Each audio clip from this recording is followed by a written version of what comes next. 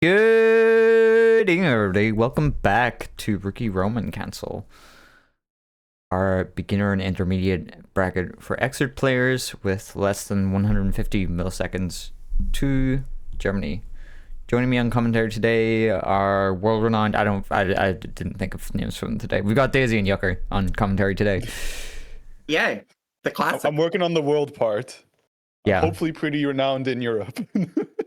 you're pretty renowned in Rookie Roman Cancel.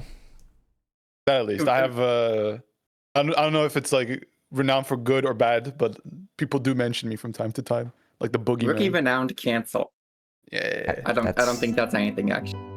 That's right. That's not anything. Let's get into it. Let's start Let's things do off this. with. We were like, it's really funny that we mentioned prior to unmuting that the World's Worst Zato is already off to well, their namesake. So glad to see that honesty is still a core value in the FGC. Yeah.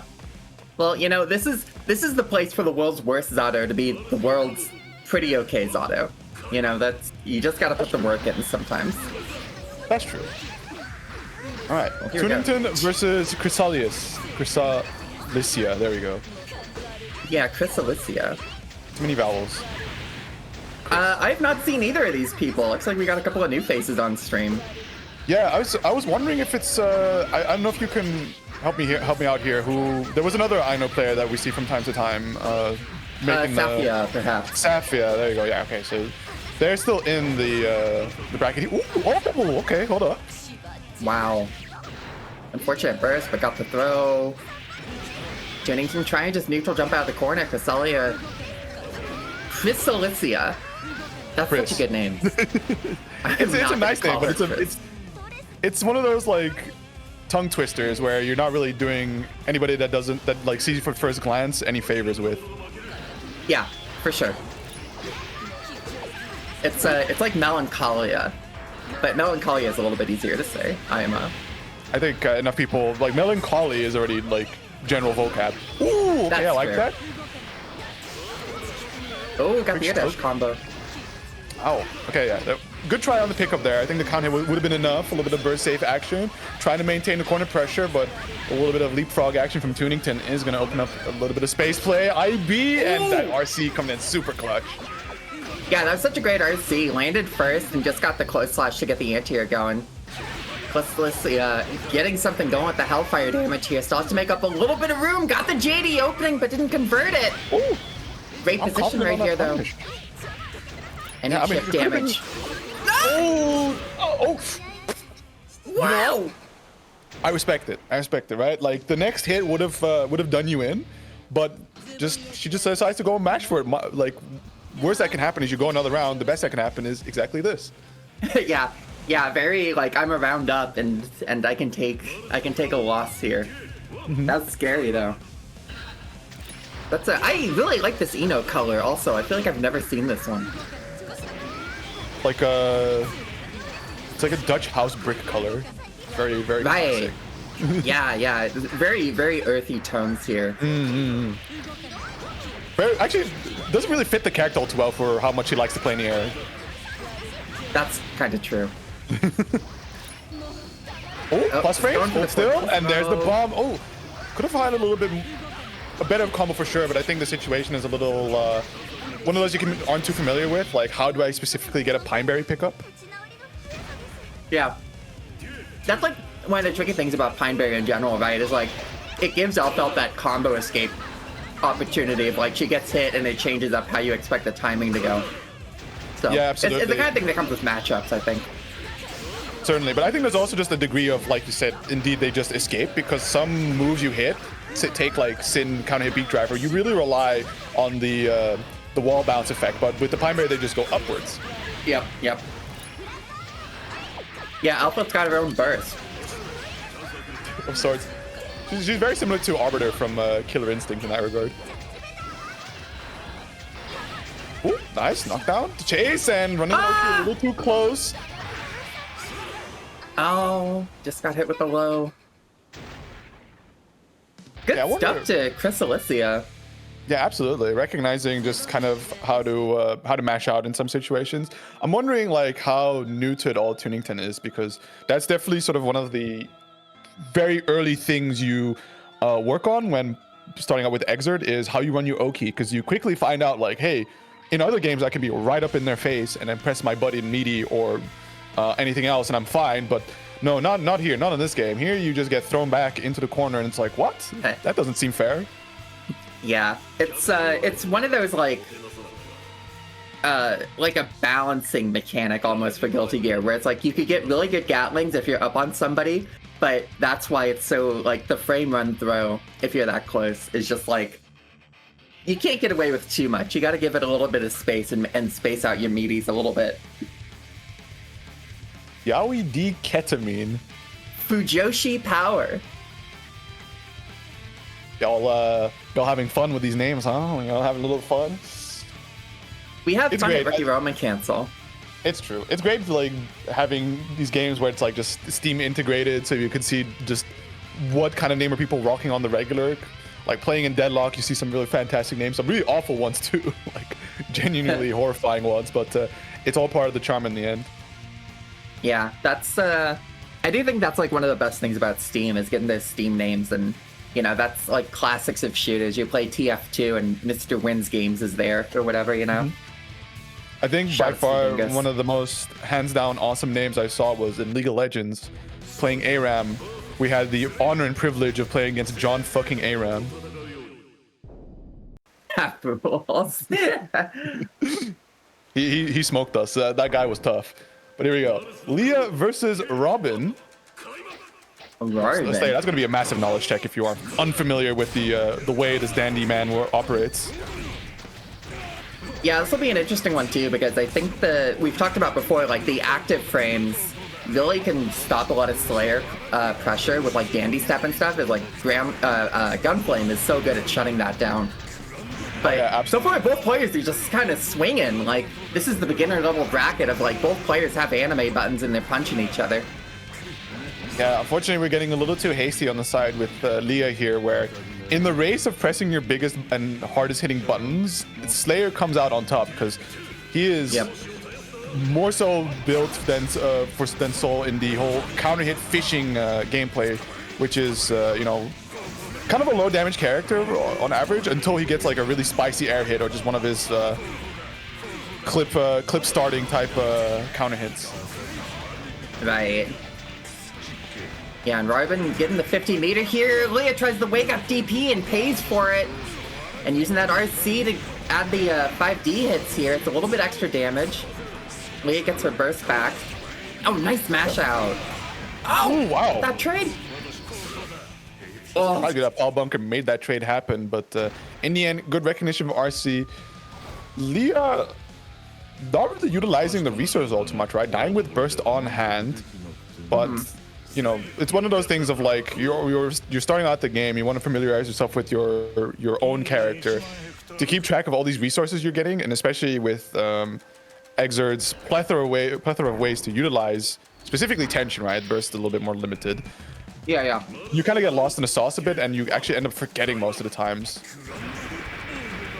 It's okay. It's something I find with the beginners too. Is like, oh, I could use meter for dead angle. I could also just use it for FD. I could also use it for RC. I could use it for supers. When do I use my meter? And that kind of decision making, it just kind of comes with time. Yep. Okay. Wake up throw from Leah is nice, but it's one of those things you have to be very careful against Slayer, because one of his best buttons to throw out on Oki, it's late. Being throw in vuln overhead plus on block, just about the most fan fiction normal you could, or special you could come up with, is very much built to disincentivize you from doing wake up throw. Oh wow. Leah got a counter hit 6H starter there, but just had no convert for it. I think in general, Varvin's converts have just been more on point, and she's on set point now because of it. I think the converts have been like decent, but they've been very like limited. I haven't seen one of the major like classic Slayer type routings you see when he lands one of those really big counter hits. So we'll see if she actually has those, or if it's more so like the situations aren't really lining up to try and demonstrate that she has that execution on deck. The wake up DP from Leah. Just goes for the bait. Okay, time. Let's go. Punch, punch. Bunker 1. Slide. Yeah, very nice. That honestly, that wasn't a whole lot of damage between the RC force proration and then the 5D force proration. Used a lot of resources and didn't get a whole lot of damage, but punishing the burst here. Ooh, his last chance with a dragon install. Do it again. Yeah. RC. Yeah. Has very to. nice. Yeah. Oh. Wait. Oh. Another one. The arm is blocked low. If Leah knew the punish there, it would have been really clutch because you know it was dead on time. However, it wasn't burst dead on time, which means it's not the frame 0 version. Right. Oh, bunker. Yeah, that was you know, round start ground Viper certainly delivered on her promises. That's, I think, the most complimentary thing I can say is that at the end of the day, she brought a lot of ground Vipers, and unfortunately, a lot of them just didn't really connect. And Riven was doing a good job of just blocking low, but I think you know, as before, honesty, a core principle in the fighting game community. Once again, rearing its beautiful head in this one, where. Well, it just happened that Robin just took Leah's word for her in-game tag and decided to just respect that round start situation. When somebody tells you round start ground Viper, believe them. Believe them. All right. So here's Safia, who we mentioned earlier, who's been around, gradually improving on the Ino gameplay, and Morav is a new face for me. I know I've seen Morav's Raven before, but I couldn't place where, but I do think they've been in a previous Rookie Roman cancel. Right. Could very well be. Ooh, scooped. Wow, a whole lot of excitement for Morav right here. 25 meter. Safia just blocks low, not ready to stand block the glide. Very strong first round. This is pretty much how the matchup goes between these two, although Raven has a little bit more ways to interact with Ino pressure due to stance, right? Especially when he has a 25 meter on deck to wire seed out. Whereas on Ino's end, she really doesn't have anything. Like, oh wow, that dash. The unk check. Let's get it. Yeah, see right there, like the note just got a full excitement bar from absorbing that note from the stance. And Safia's paying for it big time here. But is Marv gonna stance up? No, he's gonna. Okay, very nice. Gets the grab just in time because going for the grid throw, it does drain you of your excitement. So you could either choose to quickly find another source of excitement generation, like scratch, or in this case the grab, or you could just decide to stance up and wait for it to get that one tick going instead. Oops, Safia got a touch. Ooh. Oh, JD opener! He's got the VCL combos. Not one more I've touched the ground yet. 75 meter for more. Just sends the super. Yep, the super cancel off of the stance. It's just one of those things where you see Raven stanced up and you're wondering like, well, you know what? I'm just gonna try and get in there and get a throw going. And unfortunately for Ino's case, right, being that she has a triangle dash, she can't just run up and throw. Yeah. But all the same, right, in that window where the opponent is trying to throw you out, you can throw a good throw at them to just quickly check if they're going to respect that on time. Moab running back and forth right now. Safia giving her burst up. Again with that the full stance. That's such a hard part because at that point, once the stance is charged up, it's kind of like, you know, if you beat up Raven, he doesn't decrease the meter. It's like you just kind of got to ice him out. But when you're playing Ino neutral, it's hard to do those spots where you can threaten stance at a range. I think they're never really icing out a Raven because of the stance itself, right? Like even if you're not hitting into the stance, he can always generate passively off of it, and he can hold the stance long enough to just generate one tick to preserve his excitement gauge. But here we go, Safia with a nice little combo, trying to go for interesting little mix there. Oh, okay, hero first, but unpunished. Oh, forward dash through the note. Get more first though, and yes. Great air throw. Air throw. You like that. Safia with a round on the board. Disadvantaged burst position, and Morav with a very strong opening. Getting the command grab. Not quite enough to extend the combo, but just The glide makes it work. More damage. It's gonna be one more knockdown. And good block by Safia. Ah! Never mind! It's interesting seeing some of like the easier routes on Raven, because definitely being used to some of the great, like, longer and stronger routes that's available to this character means that there's just still not only so much for Morav to improve upon in the pressure game alone, but also in the combo game, which is a really exciting thing to consider. Yeah, it's kind of, I think that's like one of the beauty of these Okizeme characters is like you can get your looping knockdowns and keep it simple, but once you're doing looping knockdowns and a lot of combo damage, the potential just goes up through the roof, and it's very fun. Yeah, for example, oh, hold on, Safia now with a chance.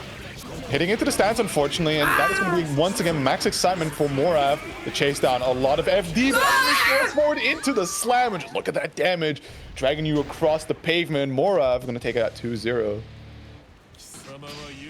Good try by Safia. It does seem like it was a hard matchup, but yeah.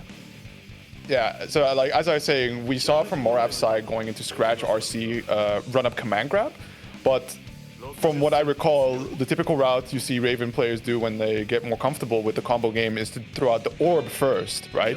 Orb, quick into the far slash poke just to extend their hit stun state, and they hover into the orb, and then S grab afterwards.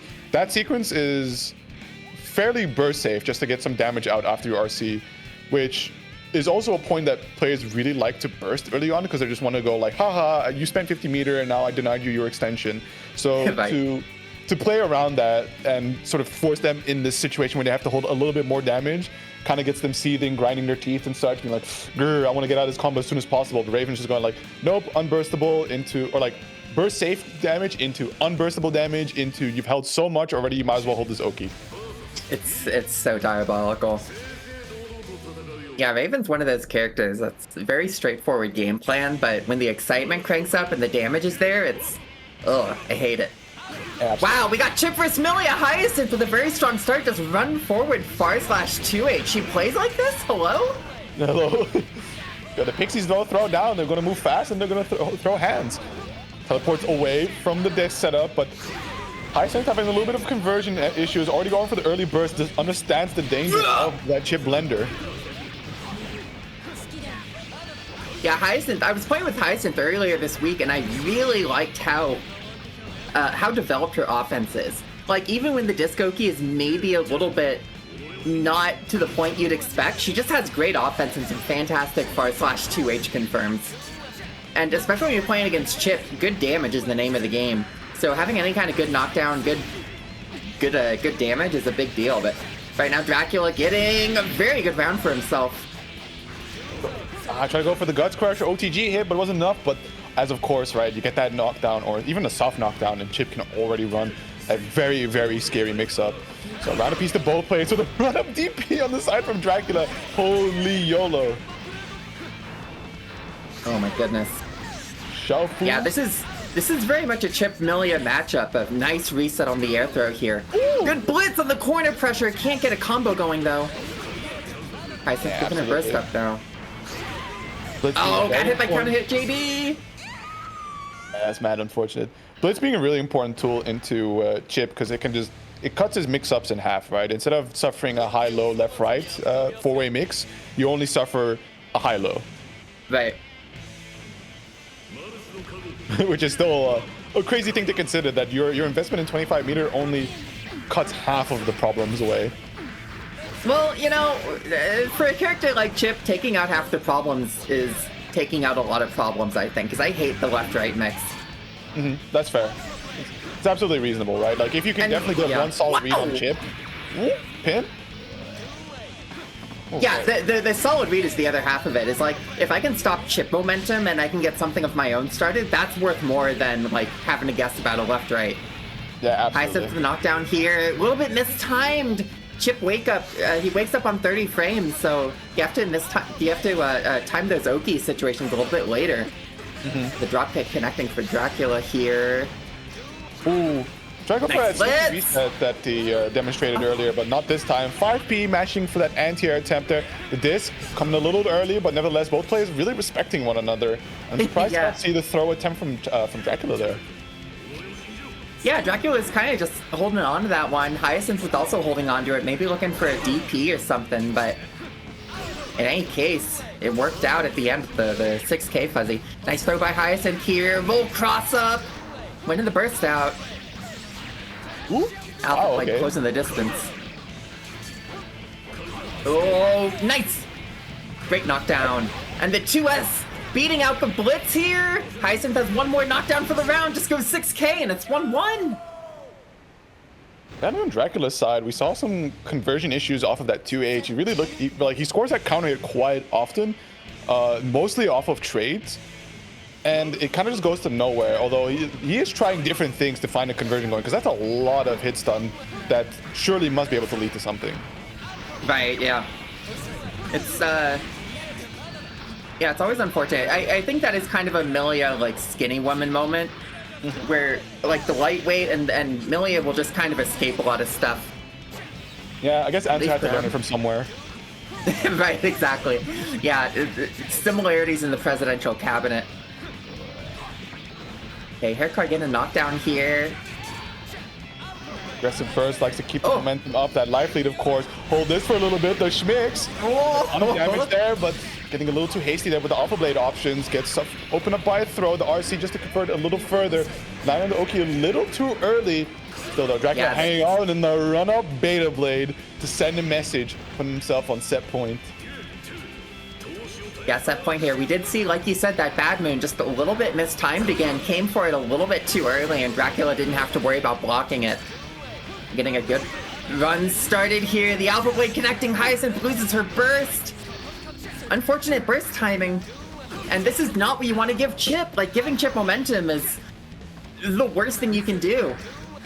The connection looking a little choppy here. I hope it's just on the spectator side of things, but there comes a knockdown. Again, the timing seems to be off for Hyacinth. Maybe something you can run her through the next time around, where you know, here's how you deal with these 30-frame wake-up characters, because that seems to be the main shortfall that has allowed Dracula to net this 2-1 victory, being that Milia's one most scary situation, of course, is going to be those knockdowns where she can run the disc, run the Secret Garden and such.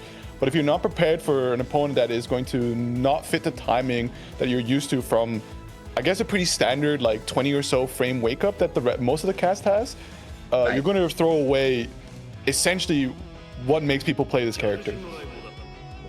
Yeah, I do think Chip and Sin. I think Sin's a little bit easier for the knockdown stuff because he's taller and I don't know. I have an okay time with Sin mix-ups, but Chip wake up really does throw me off, and in my experience, it's the kind of thing you need to just manually time it and go into the matchup with like a little post-it being like, this guy wakes up in 30 frames. You gotta wait a little bit, and that sort of, you know, it turns into a manual delay of where you set up the disc when you bring the Bad Moon out. Like, everything just gets shifted a little bit so that you're in the window of that 30 frame wake up instead of the window of the 25-ish frame wake up.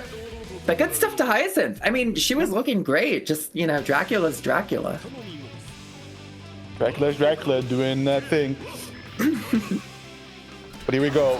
Velvet Wolf versus Grumpy, that Baiken versus Soul type business, where typically this feels like not the greatest time for Soul just simply because of Azami. Now, that goes along for most characters who are very used to just being proactive with buttons, where suddenly they have to kind of think for a change. And there's a lot of stuff that Soul likes to throw out or throw himself out, just like that gun flame, which can allow Velvet Wolf to just access and especially catch Soul in the recovery frames of his own moves. Yeah, and especially this matchup in particular is a very familiar player matchup. Zombie very familiar with the Velvet Wolf Azami matchup. Velvet Wolf very familiar with all the Souls who play in Rookie Roman Cancel every other week. And that's tough. Like, once you know each other, Velvet Wolf getting the Azami here. Good read on the 2D and a great punish for it. And has the meter advantage at this point. 50 meter, Grumpy's got to make their way in. Velvet Wolf doing a great job at managing the space right now, though. Oh! Okay, that Fafnir is nice, right? Get you a lot of corner carry, and there's the wild throw, being able to be the one type of thing that Baikens do really have to be scared of on the side from Soul, where at the end of the day, right, high-low mix-ups, but can't forget to... Oh, yeah. Good fuzzy jump. Shouldn't be enough to kill just yet, but this is a good amount of damage that Grumpy's pushing. Can they find the last one? No, and what for the blitz of all things there. Surprised to see that Velvet Wolf hasn't given up on these type of options that lose to Wild Throw on Wake Up. End up spending meter for that last one, which was, I guess, more sort of calculated decision of like, I need this blitz to connect so I can land the combo to kill. Right. Yeah, it's always surprising when a Baiken player uses blitz also. Nobody's ready for that. Double the good hit again. Grumpy gets the DP, but can't quite get the knockdown effect. And once again, both life totals a little bit even. Grumpy gets the air dash and going in right now. Double trying to find a way out of the corner. Yeah, Red Zombie doing great for that. I get the Kabari rockin', taken away, finds a knockdown. I guess we're going for little zoning angles, but wow, what a follow-up. You're going to get a little bit of damage, and it's been about keep out mostly. you can't riot stamp Velvet Wolf. I think you Pork Chops tried to make sure of that. Or I think he's got too much time against Pork Chop to fall for a riot stamp. I think even like riot stamp in general is just something you want to use at the very last resort against Baiken, just simply because you can stand Azami and doesn't even have to do it on reaction, right? In case you PRC it, can simply red Azami the second hit that would come out. 27 seconds on the clock. Grumpy got the life lead, goes in with the air dash and the JH, bringing it to final round of game one. Velvet Wolf used his burst for that, and then very smartly, I think, just tried to run the timer a little bit, get some of that burst back if it did go to a round 3. Yeah, but using the burst and not closing that round out is unfortunate in any case, because Grumpy right here with a great touch, and Velvet Wolf can do nothing about it. Yeah, this obsession with using Kabari a lot from Velvet Wolf it's funny. It's funny watching that, but it's really costing him a lot here. We see the quick knowledge check that you do indeed have to be able to parry that follow-up from a Baiken Azami stance, otherwise it's just unpunishable. Actually, even like it might cause for a very scary situation that Baiken might come out on top even. Yeah. Both plays with 25 meter here.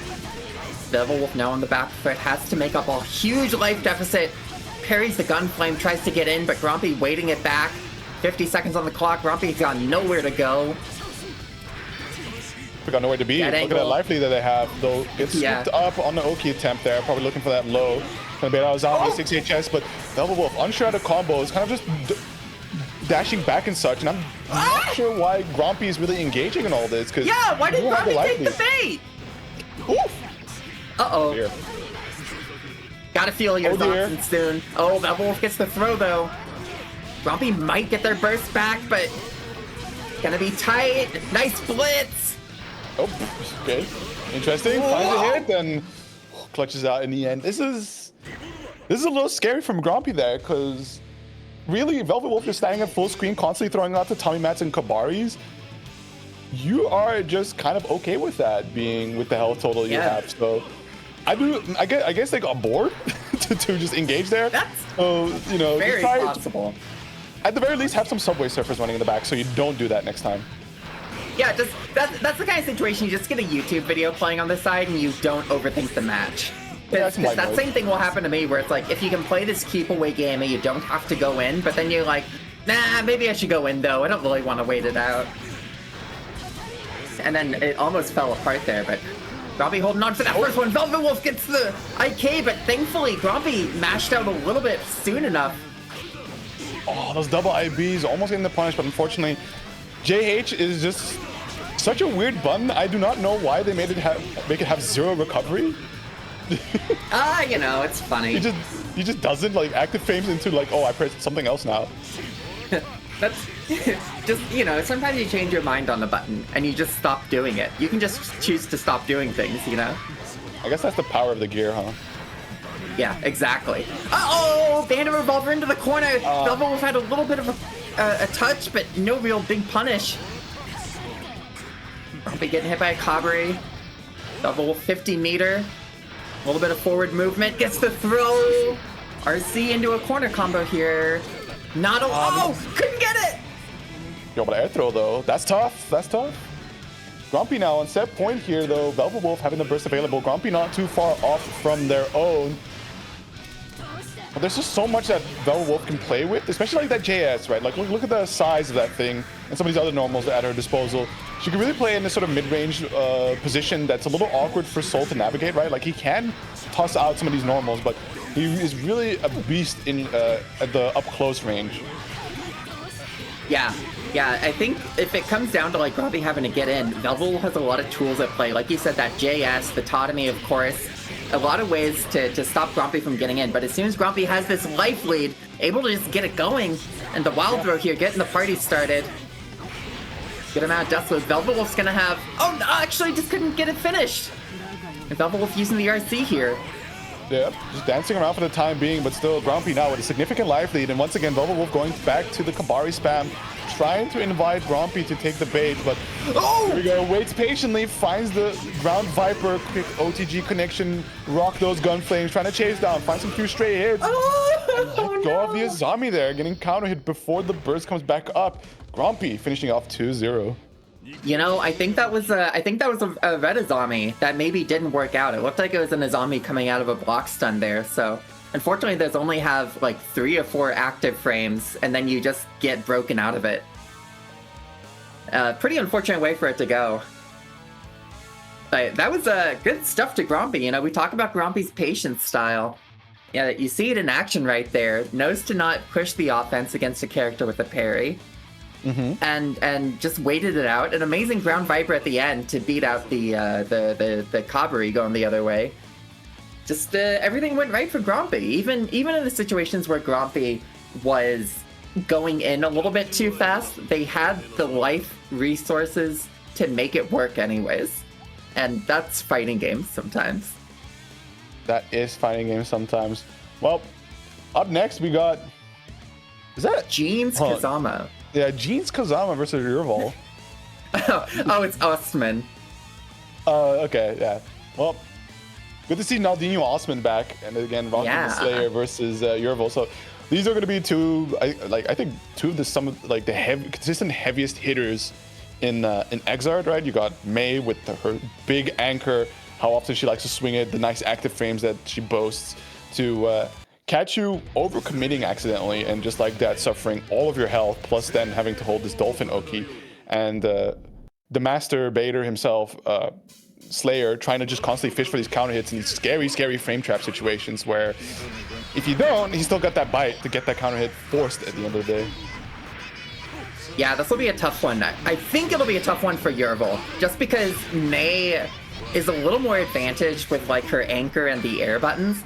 But Slayer's a very grounded character, so if it comes down to a brawl like it is right now, Osman's going to be in the advantage zone of just being on the ground and beating stuff up. Yep. Ooh, teleport snatch. Very nice. Nothing personnel kid indeed. Ooh, trying to succeed here. Overhead. From its late. First get knocked down by Yurval. Wow, and Osman immediately on the first knockdown goes for the BDC to leave the Oki. Says, no, I know my defensive options, and they're not to be here. Respectfully, I decline. Yeah, exactly. Very It's been fun, but as a gentleman, I'm just going to leave now. Yeah, I'm all good on this. Okay, quick little chicken block, but just lets the Dolphin rip.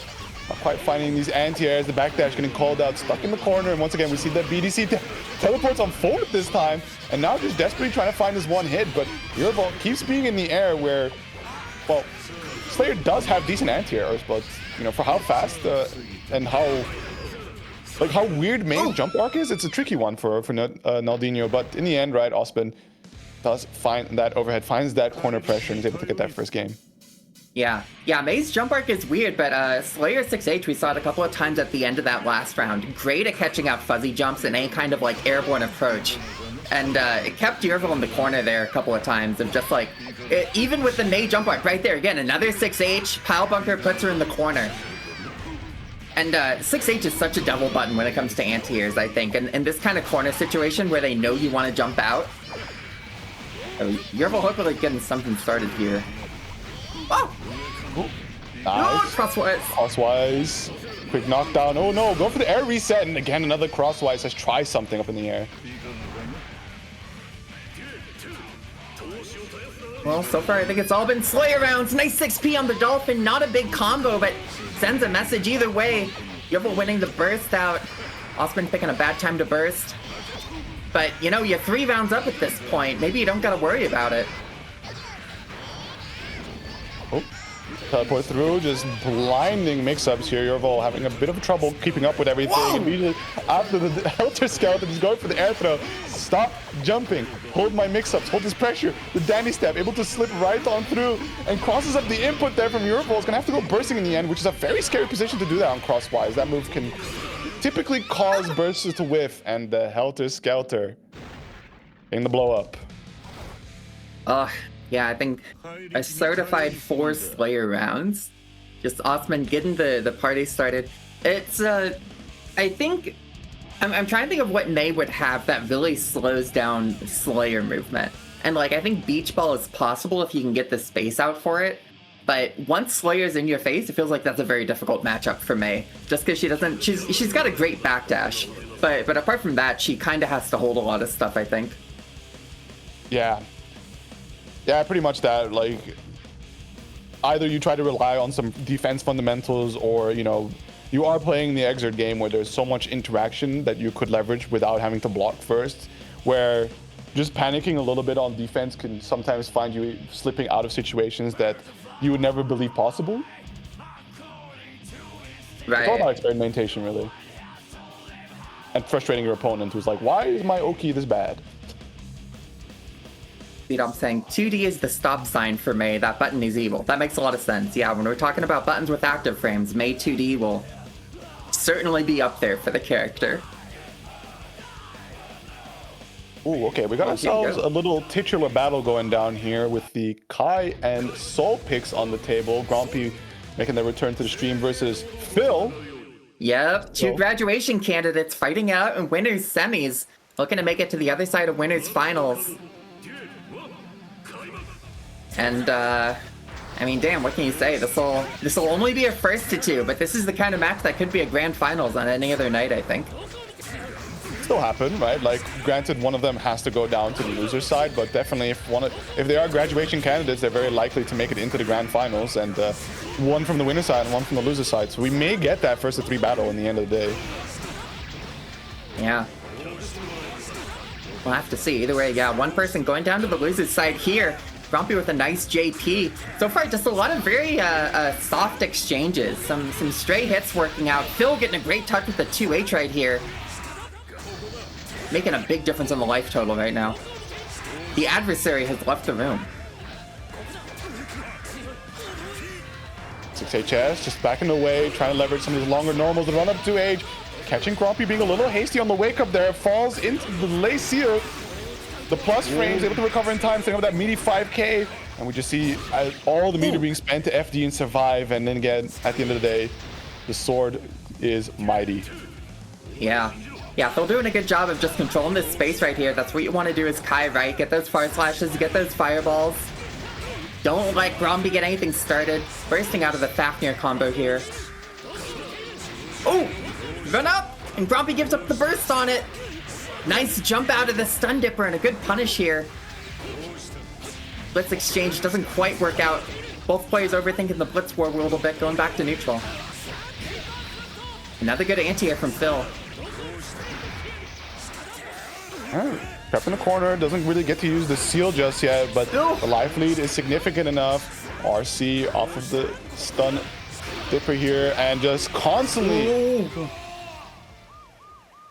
sending out these stun edges, saying respect me, hey, respect me, and then catching one counter hit and immediately using that RC for the conversion. Yeah. Yeah, Phil also doing a good job of maintaining superiority in the Fireball war, right? Like, Grumpy was going for a couple of those Gunflames. Even a Gunflame YRC just doesn't work out because Phil's in that range where the sword can come out and get the counter hit starter. And that's kind of the problem maybe with this matchup, is that Kai's Fireball is just a little bit more advantaged. And Gunflame doesn't get a lot of things going. Oh, nah, I say that though, and then Greed Sever lands into one. Yeah, I mean, also the time stone helping out, because I think that would have been a trade were it not for the fact that Grumpy decided to slow down time. Yeah. Ooh, wow. Still desperate for these wake-up throws, ending up in 6H's facing the wrong way, and Grumpy able to find a really fast round there, as Phil wasn't too intent on respecting their Oki there. Yep. Oh, blocking the stun dipper. Grumpy had no punish, but 6H Ground Viper. Phil just guesses wrong on the block. Another blocked stun dipper, no punish. That's kind of an interesting, you know, Phil being like, if you're not going to punish me on this, I'll just keep surprising you with it. Nice Hey, did he backdash burst? Are we tough like that? He's doing million maneuvers. Wait, they're doing million maneuvers? Yeah. Okay, blocking the 6H here. Good active defense by Grumpy. The IB into the 2D, stealing the turn. And the air throw, getting something started here. Bursting out of the blitz attack. Still rotating some aggressive and canned options, which Grumpy is able to just be slow and patient with. That, you know, ends up rewarding them with some really good damage, and effectively a reversal of what we saw before, where Phil was really running Grumpy over, but now the other way around. I think Phil's hastiness to immediately rely on some of Kai's higher committal options, and just the patience on Grumpy's side is kind of a major mismatch. So hopefully Phil can tone it down a little bit. Yeah, that first game definitely came down to like Phil maintaining the tempo and Grumpy getting a little bit too confident in breaking up those beats. But if Phil can slow it down again, another 2H catching the jump in, and right here Grumpy gets put back to neutral. Phil putting some seals up. Grumpy using the 25 meter just to get the Gunflame Wire C. And Phil gets a 100 meter here. Any touch? Well, maybe one more touch. There we go. Saving the meter for the next round, except it doesn't carry over. Nobody told him. Yeah, that's quickly flashing both RCs, just showing how rich he is. Empty the wallet. Yeah, Nice. Double jump ends up getting anti-aired. Figuring out how you want to use your air option. Still, I think it's the first time we see the Vapor Thrust coming out. Yeah, we haven't seen it come out a little bit. You know, talking about Kai's committal tools, it's pretty easy to low profile it. There's a lot of problems with Vapor Thrust, but it's also great to like break out of those frame trap situations, like turn a gap into your turn. Oh, certainly. Oh, talk about turning a gap into your turn. Here comes the RTL, big option there. No RC behind it. I mean, you're just letting these stun edges go. Look for that 2H, but sold a little too fast, already facing behind there, and the air throw. Both players relatively even on health. There's the 2D. It's the low profile against a possible Vapor Thrust. Yeah, neither player's meter here. Grumpy's got to make this round work, and Phil knows it. Doesn't want it to go to a final round, but has to make up a lot of life deficit here, and Grumpy just gets the 2-touch. Final round, Grumpy with burst advantage.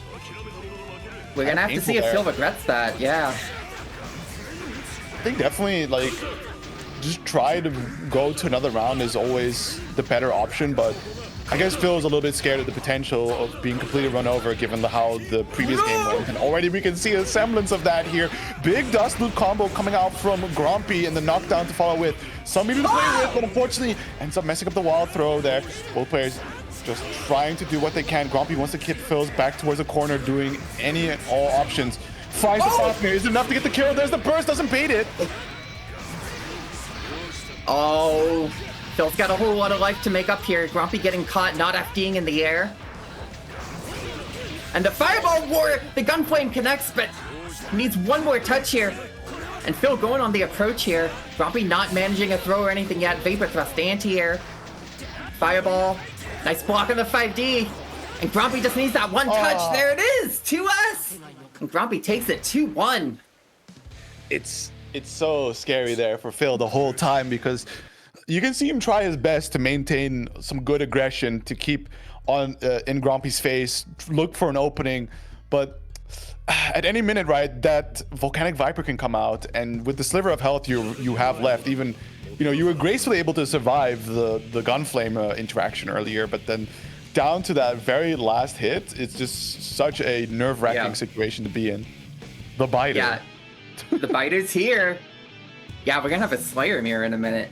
Yeah, oh my god, what a match. Because, yeah, at the end there especially, like, Grumpy, it was not an insurmountable amount of life to give, to like, make up, but Phil couldn't get the range that he needed to make something really count. So, and like you said, the Volcanic Viper is such a threat where it's like, you can't really push the kind of, you don't have the resources backing you up to like give up a little bit of health if they DP or whatever. It's like if they DP, it's over. And having that in the back of your head is so devastating.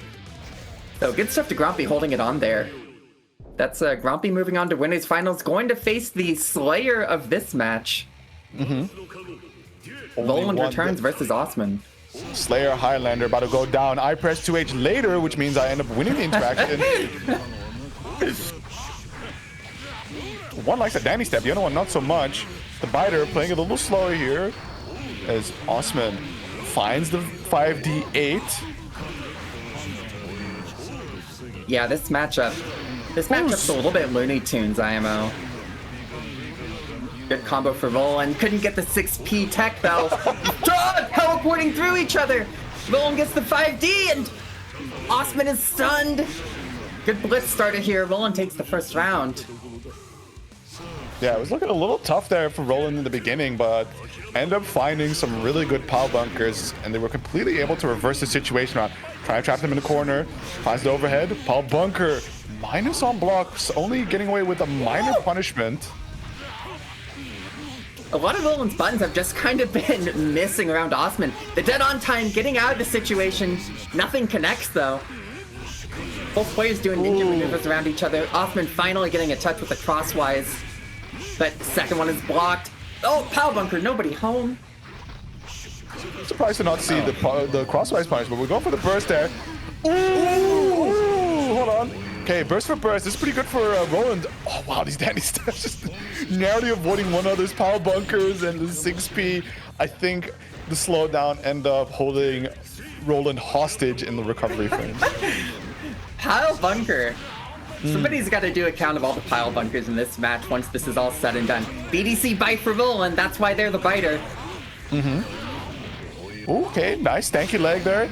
But tries to 6P the power bunker, slowly walking on forward, letting that RC proration expire, but just go for the wake up reversal there. And he meets it to 6K catches, but doesn't get the pickup. Sorry, 6H. Whoa! Oh, wow, Osman crossed up on that, getting the meter here. Ooh. Roland has burst, going for straight down dandy, but can't do anything after the block. Osman taking that first game. Yeah, that was a little rough towards the end there. This is a hard match to keep up with because both players just kind of swinging at each other. Hey, that's a Slayer nature. You just gotta throw out these big buttons and hope something lands. Yep. So you just keep hearing both Slayers go shoot, shoot. yeah. It's a very shoot kind of matchup. This is the kind of matchup you have to go swoop, swoop. Oh! I beat it even, but was it a gold burst? No. No. That was a burst. Just. I'm surprised I don't see the punish then. Oh, Ultimate Skelter connects. Forward dash through the 2D. Biter. Bite. Oh yeah, Austin's ready for the wake up super. No. But Roland gets around anyway. Punish there. Yeah. Ooh, stuff. Oh man. Waking up 2D? What do we do? What was going on with that? Both Look at players the BDC. are playing like they actually want to punch each other in the face. They play like they hate each other's character. Yeah. I'll show you what I think is Slayer. Osman getting a mopper there, but doesn't use the RC, sending it for the dead on time anyways, and it connects. Osman on set point, but very long way away from burst still, so any touch by Roland here is going to be big money. What a call out, chase out, no, you. No, you. This is so silly. These bros are teleporting. They're schmooving on each other. Okay, Roland is out. Okay. Crosswise connects. Okay, good knockdown here. Osman going for the jump. The way that 2D stops a lot of Slayer stuff here is like really funny. Like the active frames are just kind of goofing on Roland. Oh. Another throw. Gold burst. Roland's got to make up the life deficit here. It's late. Sending the dead on time, but I wasn't doing anything. Going for the reset there on the It's Late. Bold choice, but works out for Osman in the end, making it a 2-0 finish there. That sequence of throws just reminded me of that gag bit from the Bleach anime way back, where it's Byakuya and one of the Espadas who goes like, no, the flash step is faster, no, the Sonido is faster, and they just race each other by constantly trying to know you, teleport behind each other. Yeah, I've seen that GIF. That's awesome. You go watch Bleach. That shit's fire. Actually, no, read Bleach first, and then by Thousand Year Blood War, watch it. Yaoi D. Ketamine asking, who want bunker shots? What's bunker shots? I don't like that. You know what? I was about to say, I don't think any of those words in the Bible, but surely who in that are. Bunker shots, not. Well, let's see. Your winners finals later is going to be Grompy versus Osman in a 1st-to-3. We'll have to see if Grompy can slow the tempo down versus Osman, who I think has been kind of very wild, aggressive Slayer style tonight. We got some loser side matches to run. Faye OK versus Robin. Faye got knocked into losers by Osman, I believe. Is it surely not the Slayer nightmare to just end your run? Because this is definitely a character that's very, very easy to hate in Xrd, because totally. It's just so much knowledge check thrown at you. Like when you talk about the Elfeld like shotgun stance where it's like read the Google Doc dummy, but oh my god, like there's knowledge checks on Slayer, and then there's knowledge checks after you've checked the first knowledge. Yeah, Slayer's a little, you know, I mean, that kind of happened in Strive too when he came out, right? Like he's a very knowledge check character and he'll just surprise you. But Faye has the kind of rapid experience on Elfeld that I think she's gonna do very well against Robin here. If only because Elfeld's got a lot of great active frames. Like Far Slash has been working out so far. Yeah. Getting a throw here, RC combo. Robin holding on to burst so far, has 75 meter. Nice forward dash through the shotgun. Oh. Getting the wall!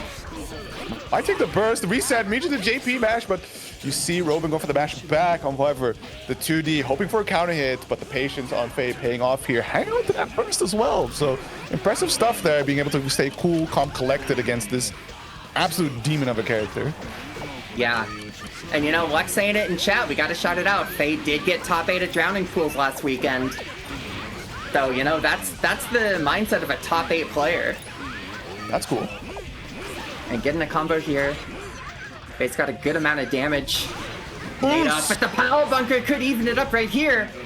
That's a really good amount of damage, but Robin, unfortunately, she's going for not the best wake-up options, which, you know, Slayer, just having that, ooh, okay, I like that. Good blitz there, dealing with that overhead.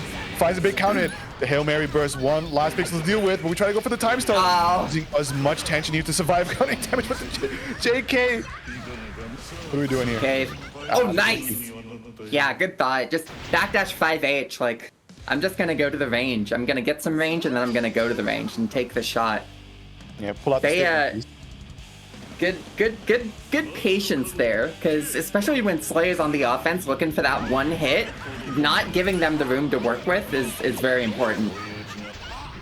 Yeah, most certainly. Okay, there we go. Bob Bunker able to push him all the way to the corner. Faye now. Unfortunately, she runs a little too close. Setting up for that wake-up throw, but still mashing out, denying Slayer. It's a very scary thing to do against Slayer, of course, mashing, but you gotta. It's a self-fulfilling prophecy. Slayer wants you to mash, but you also gotta mash to survive Slayer. Yeah, it's you just gotta. It's very like IB and make your own gaps kind of situation. A lot of times, I think. Well, Faye once again on a strong position, gets the low on set point now. Robin possibly on her last round of the day. You know, when we're looking at like when Faye has to evaluate Robin's wake-up options, I think a lot of stuff hasn't been represented, like the wake-up supers and some of the reversal stuff. Like, Robin is dying with a lot of meter here and not trying a dead angle or anything. Yeah, no dead angles, no usage of meter. Like, no, like, I definitely one of the things you could see come out more from Slayer's meter is just go for that paw bunker, and Red are seeing it on hit or like to be safe and continue pressure afterwards. It's just such a strong option. Our V-Dot is also really cool, where look at that damage on Hellfire as well. Robin could totally steal the entire round here. Yeah. Can she do it? The crosswise. Oh, RC makes it. crosswise RC. Ah. Thought off the IB to be able to press something, but sadly it wasn't her turn. And that's gonna be Faye still staying alive, able to make it to 2-0 right now. Yeah, good stuff to Faye. Good stuff to Robin. Thanks for coming out tonight, out at 7th place. Fantastic Steam name. Looking forward to the next. Oh no. Yeah, and Faye's next match is Roland. Faye is in the Vampire Nightmare. Bad. We're having a Canadian Junkline's foul Halloween for that here. one. What did Faye do to Junkline? Something must have been said at Drowning Pools. A mild disagreement of such to elicit this kind of response where it's like, you know what? Slayer matchup, Slayer matchup. Are you having fun yet? Hope to see you next week, by the next Rookie Roman cancel.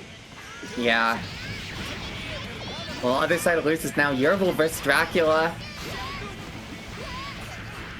So far, Dracula just getting all the offense going. Nice break out of the charge, but too close, gets thrown. Too late. This one can be a really funny matchup here for Yervil, because given like 1-2 good hits, you can immediately see the funny chip damage occur, and May is definitely a benefactor of that that defense rating on the chip side. Oh yeah. Yeah, May's the kind of character who can do clip videos of chip combos or whatever. Yervil with a very heroic burst here. At the very least, maybe hoping to win the burst out from Dracula at this point. A good knockdown. Gonna get some Oki going. But the Beta Blade didn't actually get anything started, and Dracula just said, oh, it's my turn, I guess. Takes the round. I'm surprised that Dracula didn't decide, like, I'm pretty sure, like, 5P mash on OTG can be made burst safe if you just hold back, because that move is fast. Right. Yeah, the recovery, I think, is, I think there's a potential there. I do think you're right. Yeah, so it surprised me that he wasn't ready for that. Oh my goodness, no, that could be massive, but I guess Yervil was looking for that burst bait, because that is typically the kind of starter you would see these players burst from, right? The ones that could lead to some really massive damage. Yeah. Yeah, Chip also a little bit on the lower stun side, so a good couple of touches by Yervil could be the end of the round for Dracula. But so far, Dracula just hasn't even had to use his burst yet. Yervil's doing a lot of air movement, but not really getting any touches. There's a low. And Nsenga. Okay, what's the mix? No mix! Oh. No, it's a throw. Blitz? Oh wow, that was there for a minute. Yeah. It's a very... Yeah, it's interesting wake-up moments. Blocked the Alpha Blade, but didn't have a punish. Yervil, unfortunately, that could have been the round. Been around both sides, but she's gonna have the super rip. Did we get the punish here? No, I guess it's just safe. That's funny. And they anchored. Big swing, able to catch. It goes up! The wall cling follow up there. So round a piece to both sides. However, Dracula just have that burst available. Does go for the run up DP. Quick little mix up. Patience with the Dolphin, able to swap sides. However, not able to run that. Okay, I guess that 30 frame that caught Hyacinth earlier is now starting to rear its head for Yervil as well. Yeah, very possible. So far, Yervil on the chase with the Dolphins. Dracula getting some pressure going. I love how the up Dolphin just changes the situation. Like, everyone's moving around each other, and then Yervil's like, well, how about a rainbow? Nice air throw. Getting the OTG there. Yervil just kind of up back and going for buttons right now. Hoping to connect something, but Dracula also going to the air. This might be the end. No! Oh, leaf grab attempt. Ends up falling into the Dolphin. Swept, left in the corner, but the Beta Blade once again to singe out the round there for Dracula. Making it a 1-0 so far. Yeah, wow. Only the first game. Both players moving in a way where it seems like it's hard to find each other. Even when Dracula gets these touches, the Oki isn't really lasting, and it's come up before, like you mentioned about May's jump arc, where she's able to kind of just wake up and leave the scene as quickly as possible. But so far, Yervil finding more hits in the start of this game too. Dracula with the run-up Beta Blade though. Oh, nice throw. Might have been an error on an FTC there, but nevertheless, Yervil in a really great position. I'm surprised to see Dracula go for the burst there. Typically, that's one you kind of write off because You can see how bold Yervil can play around now with the health lead that he has, just staying in the air, swinging that anchor, hoping to catch Dracula in one of these mistakes. Because, you know, if an interaction does go in Dracula's favor somehow, there's so much health he has to work through before he even gets close to challenging the round. Yeah, sometimes, you know, people talk about like chip bursts, of like sometimes a chip just bursts like they feel like they have to. But it's interesting because, especially when you're playing against Mei, the damage could go off the roof right here. Dracula, Risk is flashing, couple of counter hits, a lot of dolphins, good chunk of damage taken. Dracula just had to hold that all because he used that burst last round. And Yervil giving his burst up right now. Has 75 mirror to work with. What a collision with the beach ball. Oh, next Beta Blade. Yep. Oh, YRC just constantly sending the dolphins out, playing a little bit of footsies here with the giant anchor, and we can see that Dracula is having a bit of trouble closing the distance here, being checked out by some of these longer anchor normals. Yeah, and that's the painful Beta Blade. Has to burst, otherwise that could have been a really bad situation. Finds the air throw. Maybe now, time for the mix-up, but has to watch out for that meter, right? Can be used for a blitz or even a wake-up reversal option. But we go to the air and we find the finishing combo, the Beta Blade, able to do the damage, and now Dracula on set point. Yeah, good use of the Guts Crush combo there. You know, people talk about chip supers as being great for Guts Crushes, but Dracula's showing he doesn't need the meter. Got a good amount of JPs into the Beta Blade there. And in a very good position now, just going for these air resets, gets the air throw. Yervil already 50% out, making a couple of dolphins happen, but the travel paths just missing each other constantly. Oh Yervil dear. coming back to even it up right now. Oh, the beach ball! It's making this no-go zone there for Chips. Very difficult for Dracula to try and survive. Unfortunately, doesn't quite get the confirm there. Using the FD just to create a little bit of space between himself and Yervil. Now, both players trying to chase each other down for that final hit. And we can see this massive anchor spinning coming out from Yervil. The overhead counter hit allows for an extended confirm. Beach ball jumps straight up into it. Finds the ground throw. Burst is available now. What's the mix? Good chicken. Wow! Yeah, great block on the four-way mix by Yervil. Blocked, you know, guessed that Dracula was going to land towards the wall and ties it up to 1-1. Garfield, you had burst. Yeah. Chinese Garfield, you had burst. Misclick. That's Dracula saying misclick. Misclick. Misclick. No! Come on! Are they gonna play it out? They're so fun, so real for this. Let's go. I mean, Well, it's gonna be fun as long even as you put more the other in the motion. corner. I mean, this stage used to be so cool when it was nighttime. Oh, was that like in Sign? Yeah, yeah, it was a sign stage. It was nighttime. That rule. Go check it out. It's like the city lights with the like the orange hue. It's so cool. Oh, I'd cry for that. Hey, Dracula with the Alpha Blades. You know, this is a... If I'm these two players right now, I'm going to have an interesting time because I find that I get very mixed up on who has which meter when the sides switch during a competition. So, That's fair. But we'll see if it happens to them. But who can say? So far, Dracula getting a good touch here. 100 meter. Can't quite get the air combo off. Beta Blade, can't I see it? And Yervil with the 5D! Daisuke says, Yeah. not that one. That one you can't actually. Nuh-uh. Oh, with it hit! hits. The non-reversal reversal? Merry Christmas! Unzenroga. Holy moly. Oh, Sunside's broken. Yeah, Dracula on I'm set dead. point. Yeah, Zante's awesome. Okay, nice little air throw reset there. Put him back on the ground. Quick OTG hits. Fall behind. Nothing personnel kid, but fly straight into the beach ball. Painful. Yeah, very painful. Dracula in a painful situation, blitzing out of it, bringing it back to mid-screen here. Once again with the teleport, Yervil not ready for the side switch. And Dracula, you know, even with these air combos going back to high neutral, Yervil doesn't get a lot of options to do anything from that position. Like, May buttons are good, but from that high up, Dracula's got way more time to set it up. Going for the find me! YRC, Yervil, nice job on the jump out and just mashing out of it. The block stun taking that away from Dracula, but still has burst to work with. Hey, low-key, Dracula in that situation, I would have bursted on that first hit, keep Yervil trapped in the corner, but the JD doing its magic as always. And Dracula able to keep the run alive there, finishing it off 2-1. As we're going to keep the Slayer pain train running. Faye versus Roland coming up next. Oh, man.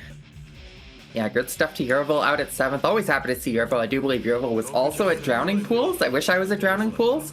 I would love to go an event that was set in a crypt. Drowning Pools, unfortunately, is like a one-day event. It would have been really cool if it was a two-day event. I would have been down there ASAP, but alas. Right. Yeah, the quick turnaround. Roland saying it's Faye Friday once again. Roland, of course, a known Faniac. Is that what it's called now? Yeah. Faniac? This is sad. This is two graduation candidates. You know, two very good friends, I would say, going up against each other in loser's side. That. We like the drama. We like the drama. It's the tragedies of competition. There can only be one winner. This is exactly the moment you whip out every single deep cut you know to shake off your to shake off your opponent, get them second guessing. Yep. Well, here we go. Faye, so far, her third Slayer match of the night. Nice block on the pile bunker, getting a /5H combo. So far, just maintaining Roland's position here. Faye's keeping it all under check. Definitely the name of the game is a bit of spacing against Slayer, because aside from Mappa, right, like his more desirable options require him to retreat first, and especially against heavy slash mash, right? You just throw out that active hitbox to just say, like, try something, see what happens. Yep. Oh, Roland gets the super jump there. Getting something started here. Wow, the 6P! The close slash? Holy I guess cow. that's one of the strong suits of Alpha, of course. It's like just having a singular button you can press without a directional input to anti-air helps tremendously when your opponents end up creating these really scary left-right situations. What an IB by Faye, but Roland ready with the 6P on the air bridle.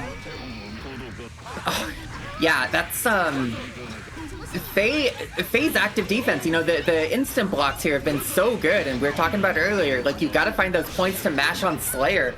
And Faye's getting a couple of good hits here, but Roland making up the most of it. Final round, game 1 now. Both players gonna be without burst for a bit, which I think will favor Roland. Man, that was crazy from Roland. They're able to slip through the 5HS. Like, there's that slight pause before she really starts firing, and the Danny step coming in clutch to just slide underneath and then get the it's late. Or sorry, no, Yeah. the under pressure.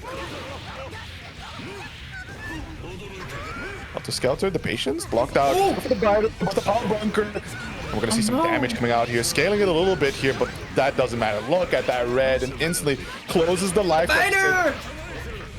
Another! The step! Lockout, and that is the first game going to Roland. Oh my goodness. And, you know, you're seeing those gray beats come up on the number 2. The bite pressure there is mashable on the stagger, but Faye just not ready for it. It is, you know, it's one of those things you just gotta, like, really, really mash out sometimes.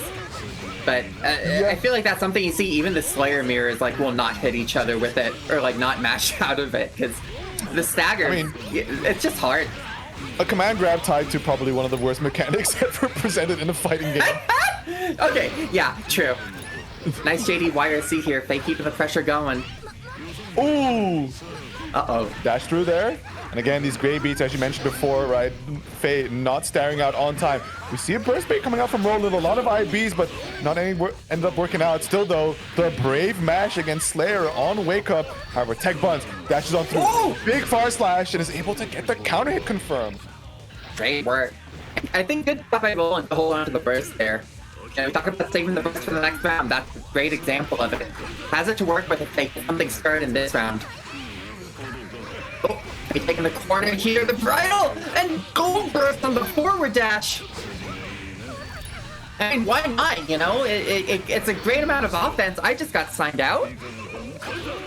Yeah, you were robo-daisying it up anyway, so I think your network might have crapped out. Ah, that's brutal. Brutal. Game says no more fun. Well, You thought you guess could I'll watch hold it up one of for the the best meantime. matches of our CQC. season. The pressure gunning him down for the time being. Roland getting blown up by the explosion, and Faye able to make that recovery. Makes it 1 apiece. Damn. Let's go, Faye. Welcome back, Daisy. Thank you, Dracula. Alright, I think I'll let these two rematch, and then I will... Yeah, Lex, don't worry about it. I'll get in here. I got this. This is what the loading screen skip is for. Yep. Thankfully, this is Xrd and not Central Fiction, so you can actually join mid-game. Yep. Alright, here we go, back in the action. Oh. Yeah, and again, we talked about that stagger mash earlier from both sides, that it's not really happening, and therefore a lot of great beat sequences coming out to play. Our dead angle there, creating a little bit of space, but immediately the press there from Faye, wanting to leverage that life lead that she has, just to challenge against Roland, put him into the corner, and just shotgun blast him down. What? Uh-oh. Is Faye not moving? Faye is moving. Is that... Oh, okay. I wonder if mine desynced. We just do one of these just to be sure. Oh, thank you, Yucker. Okey situation, the overhead check, not passed, immediately the explosion to come out right after it. Burst is still available for Roland, but the life total is not looking too great there. The unblockable Roland. When are we gonna start using this burst, buddy? Yeah, well, oh wow, great throw on the blitz. There's the gold burst. And dead on time, this'll even it up. In the RC, but can't quite complete the combo. If they were close enough, that could have been instantly the turnaround there.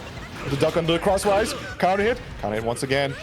We might be able to see some Slayer action, take it all the way to the bank, trying to go for the biter. Good 6 job. feet, get the far slash, and just keep the confirm nice and simple. Bust out the blicky, and that's the 2-1 finish there for Faye.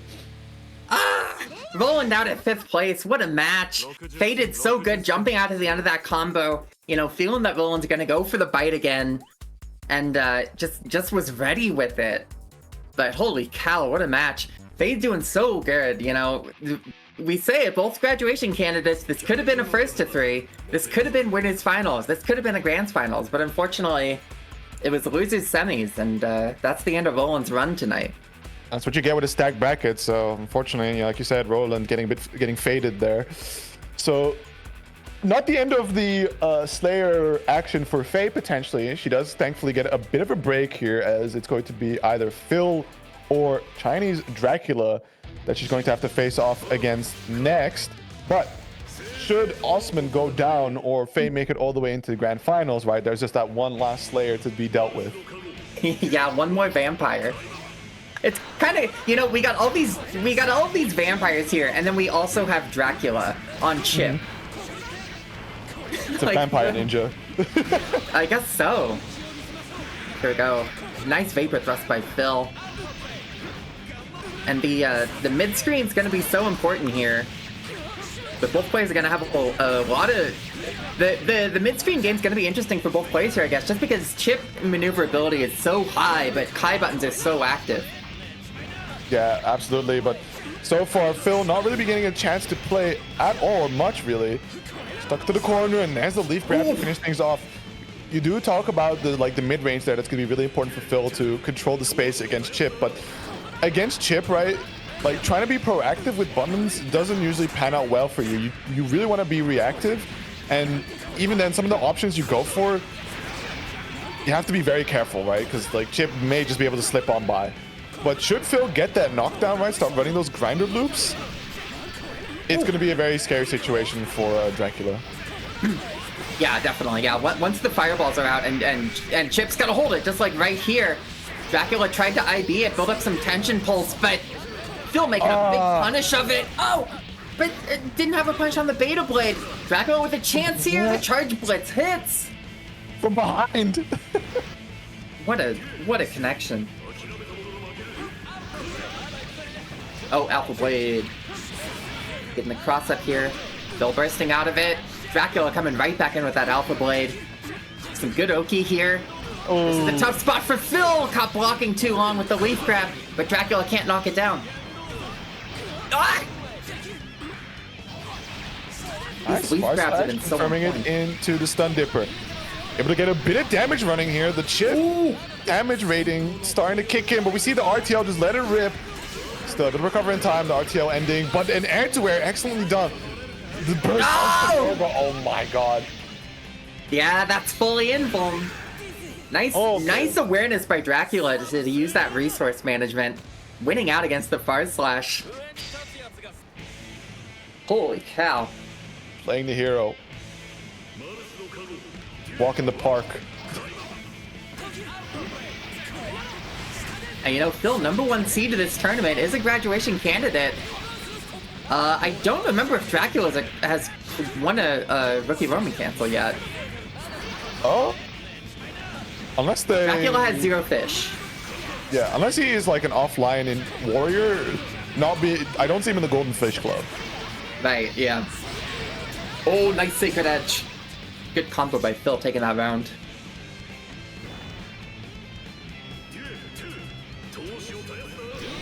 Yeah, well, you know, that really speaks to the caliber of Rookie Roman cancel, I think, at this point, where there's so many players who absolutely could get a win, and they all have to kill each other every other week. Oh, nice combo by Phil.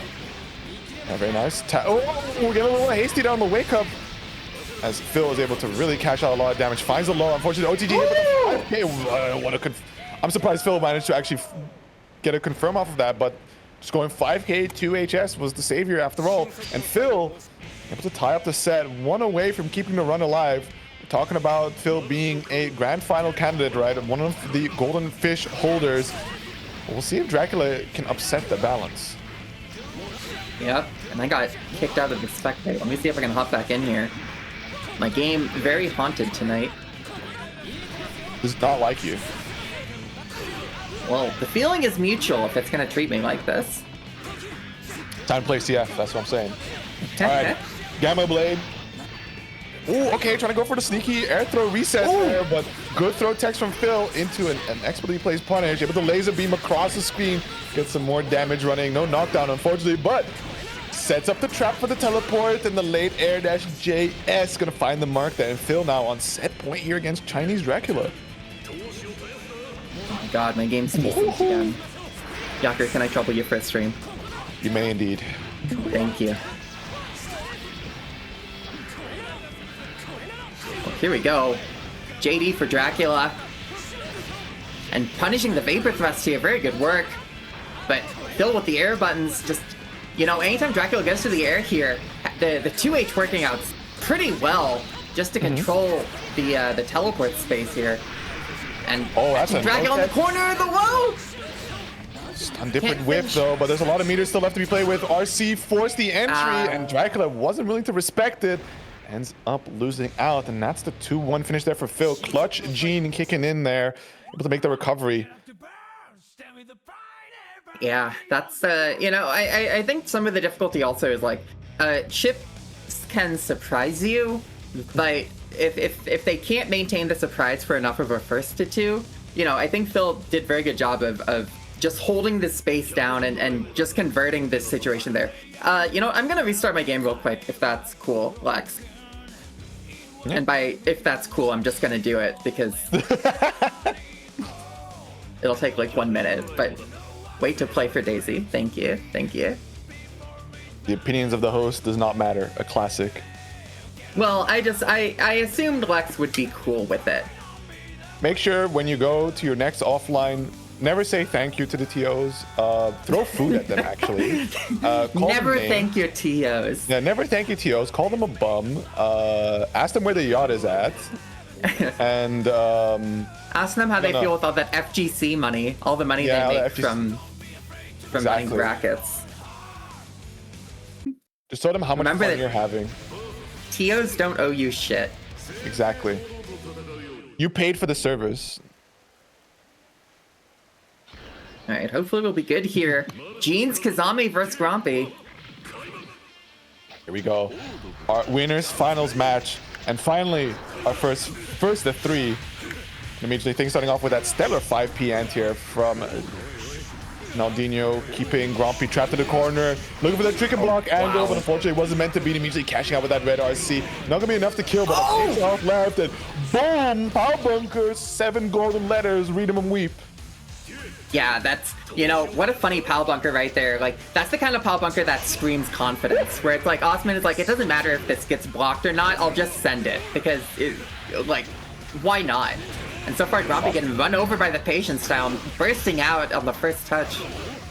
Osman tough like that, able to get the 2D before the Gunflame comes active, and what is this conversion? A little too fancy there. IBs, 2D, able to find the punish there, but slowly walks up forward, trying to get the DP. Fortunately, didn't go for the long dash this time, but EDC uncancelled, and we can see Grumpy making good use of these mistakes from Osman's side. Something he's most certainly going to have to clean up if this is going to be a set that he wants to come out on top. Yep. Yeah, Osman's got the meter here, but Grumpy just keeping the pressure going, but the Slayer defensive value is really coming in clutch there. Gave Osman a little bit more of a chance, at least gave the burst back. Grumpy putting a round on the board, though. Final round, game 1, both players with burst, and Grumpy with the Fafnir, winning that burst out immediately. I think earlier we saw from Osman a little error there on the straight down Danny as an attempt to punish the wild throw, but nevertheless, right, trapped in the corner, we see Grumpy run the pressure. 6B finds the frame trap. Dandy's out. But the 2 HS catching the Dandies. We're starting to see some of these like active normals from Soul being able to catch out some lower layer Dandy plays, but boom, big punish. Oh, nice. Riot Stamp connects. You know, yeah, Osman, the thing about Osman, right, is that he hasn't been in Xrd for a while, but I do think Osman is a very, like, prolific plus R player. I don't know if prolific is the right word, but he definitely plays a lot of Slayers, so we're seeing these combos here. And you know, he's gonna know the Soul matchup. And, oh, right there!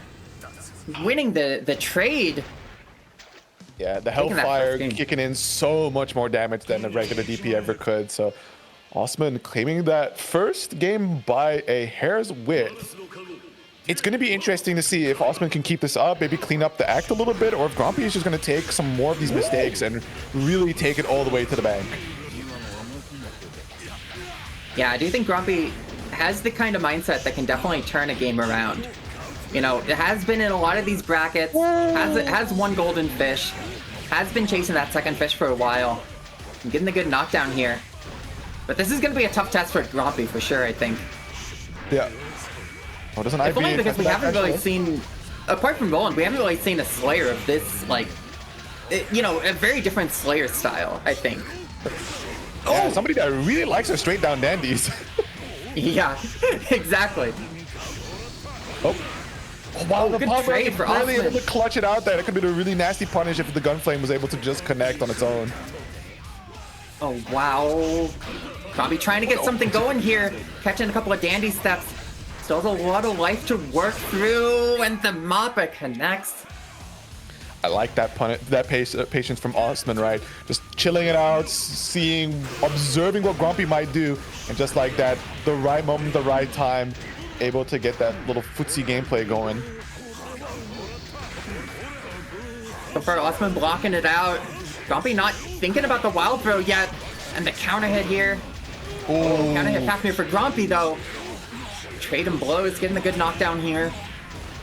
Yeah, getting as much damage against Slayer is most definitely very, very important here, and always making sure to DP. The last thing you want to do is that he scams you out some of these Oki situations and sneaks out just like that to its late and just nice. Go for DP. Good burst. Able to slip on through, get a quick punish going, but again, that does not stop Grumpy, but doesn't get the confirm going. Yeah, how sad. Grumpy, you know, going for that second DP so confidently, had the meter, and unfortunately just didn't have the kill ready, and Osman getting a great two-touch. Trading it around, the pow bunker hits, Grumpy using the burst. Oh, and JH hits, but can't finish. It's late clipping, and once again, the hair's width, but Osman still coming out on top. These reactions have been super on point, right? The patience to look for something, and just like that, the 6B straight into the dead on time to get as much damage on the board before Grumpy can burst. Now, holy cow. Osman's just got the mindset of a Slayer player. Those confidence, the confidence sends are so important to have on a character that pays big on being right. He's got that aura. Basically, drawing out Crosswiles just hella anti-airs on the side here from Osman. trying to be a little bit fancy, but we immediately see button presses. 2D dancing around, finds the low. Good block, and it's late, and immediately just going for the DP. Does not want to be victim of any further interactions or gimmicks. Yeah, it's tricky because, Osman 1 round away now. It does feel like Grumpy's Volcanic Vipers have been really good to break out of these strings where Slayer has the gaps. But, you know, that's also kind of a double-edged sword, because if Osman starts feeling those, then it's going to go the other way very quickly. And especially when you're just looking to get one game on the board before it's all said and done. Nice touch on the Gunflame here by Grumpy. Getting something started in the corner. Osman got 50 meter. Maybe we see another dead angle. No, just trying to jump out. Straight down Dandy. Wins the corner. And all of that, right? Like, goes for the crosswise. Only a simple punch, but the wild throw should afford a little bit more juice. Gets the knockdown, puts Osman back into the corner. Empty jump low. Good blocks there from Osman. The Dandy step. Look for the power bunker. Just maintaining a little bit of distance. And there we go. The cross up.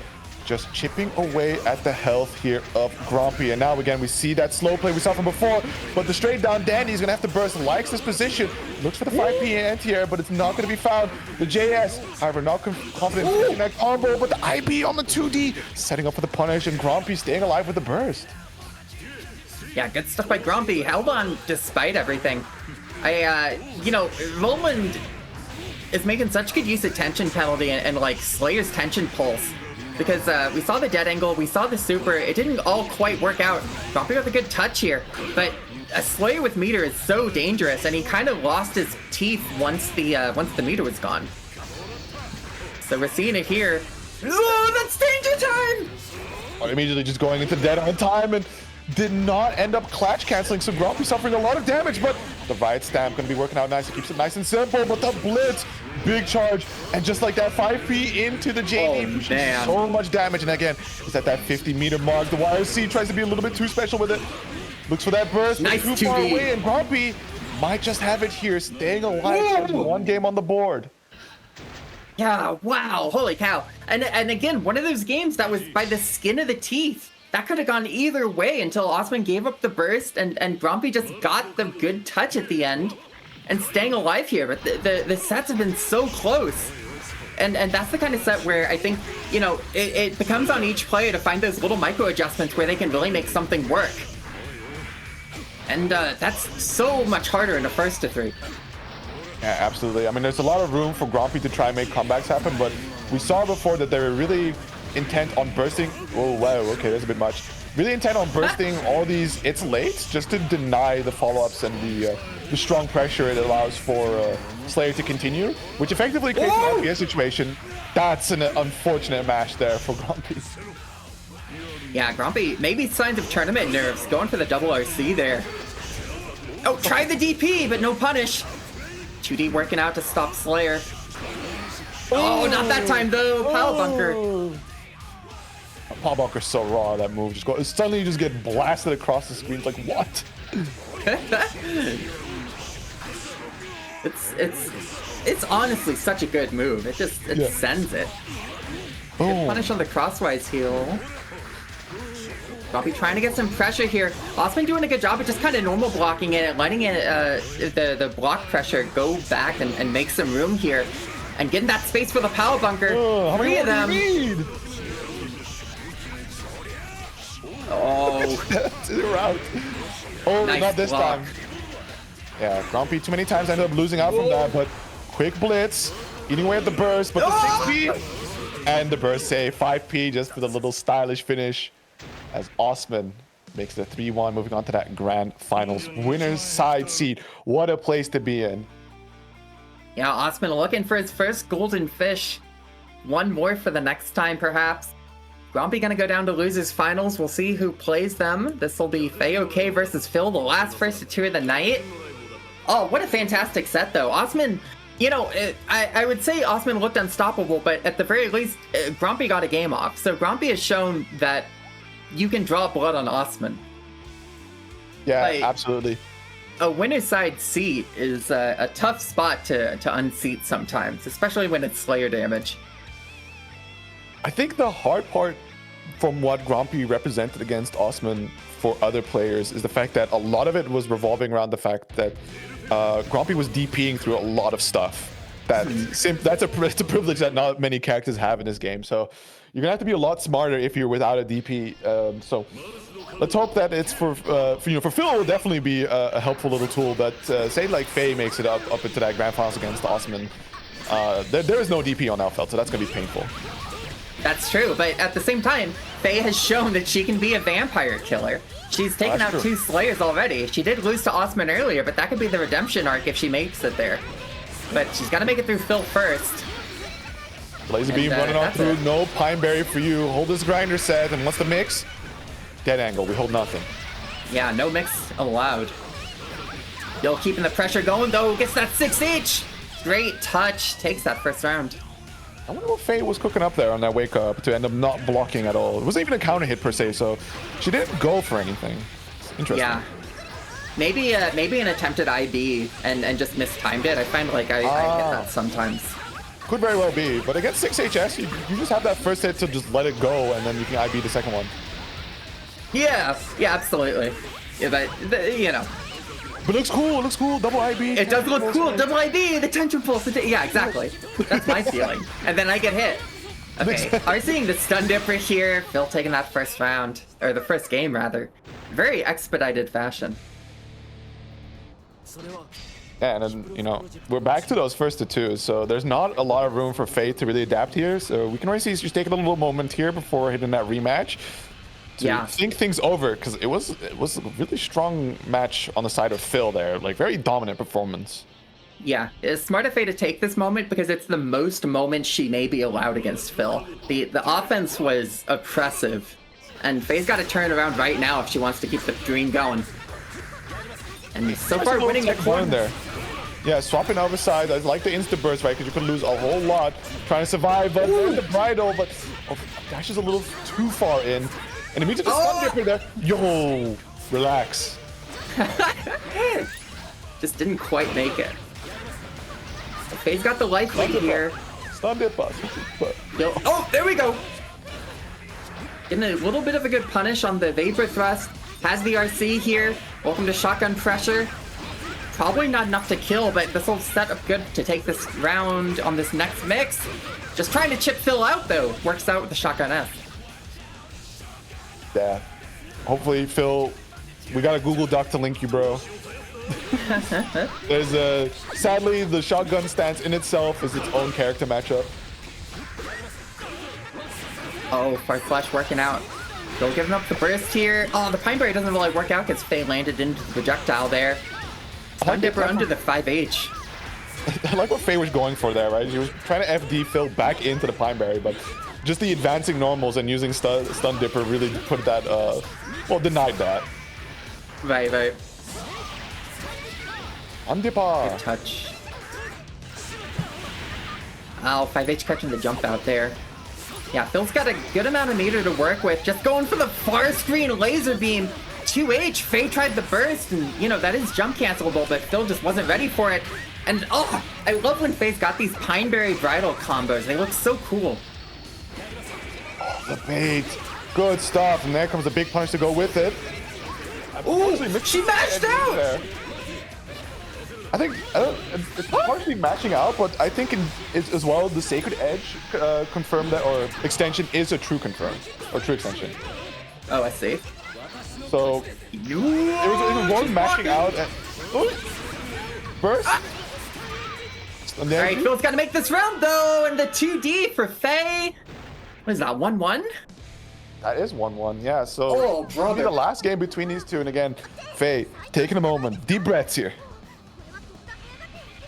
Yeah, and if that doesn't speak to the feeling of the matchup, especially when you get put into loser's side early, Faye's played so many more matches than Phil at this point. Actually, I don't know when Phil fell into loser's side also. Well, no, he fell in from Grumpy. So yeah, Faye's played more matches compared to Phil at this point, because you play a lot more matches in loser's side. So yeah. Once again, taking those moments to just really make sure that she stays calm, collected, in control of everything. Vital Express, keeping the horizontal movement down. A nice punish on the Greed Sever. The last hit of 2HS coming out clutch there. We see the aggressive chase down, going against Greed Sever, but Difficult dive kick to get a punish on against, but nevertheless able to find a quick mash out. The knockdowns are piling up, and here comes the grinder. What are we doing? No dead angle this time. Trying to block it out, but it's up over for it a little later. But the brief apprehension and the press from Phil coming out clutch. 6HS though, air hit.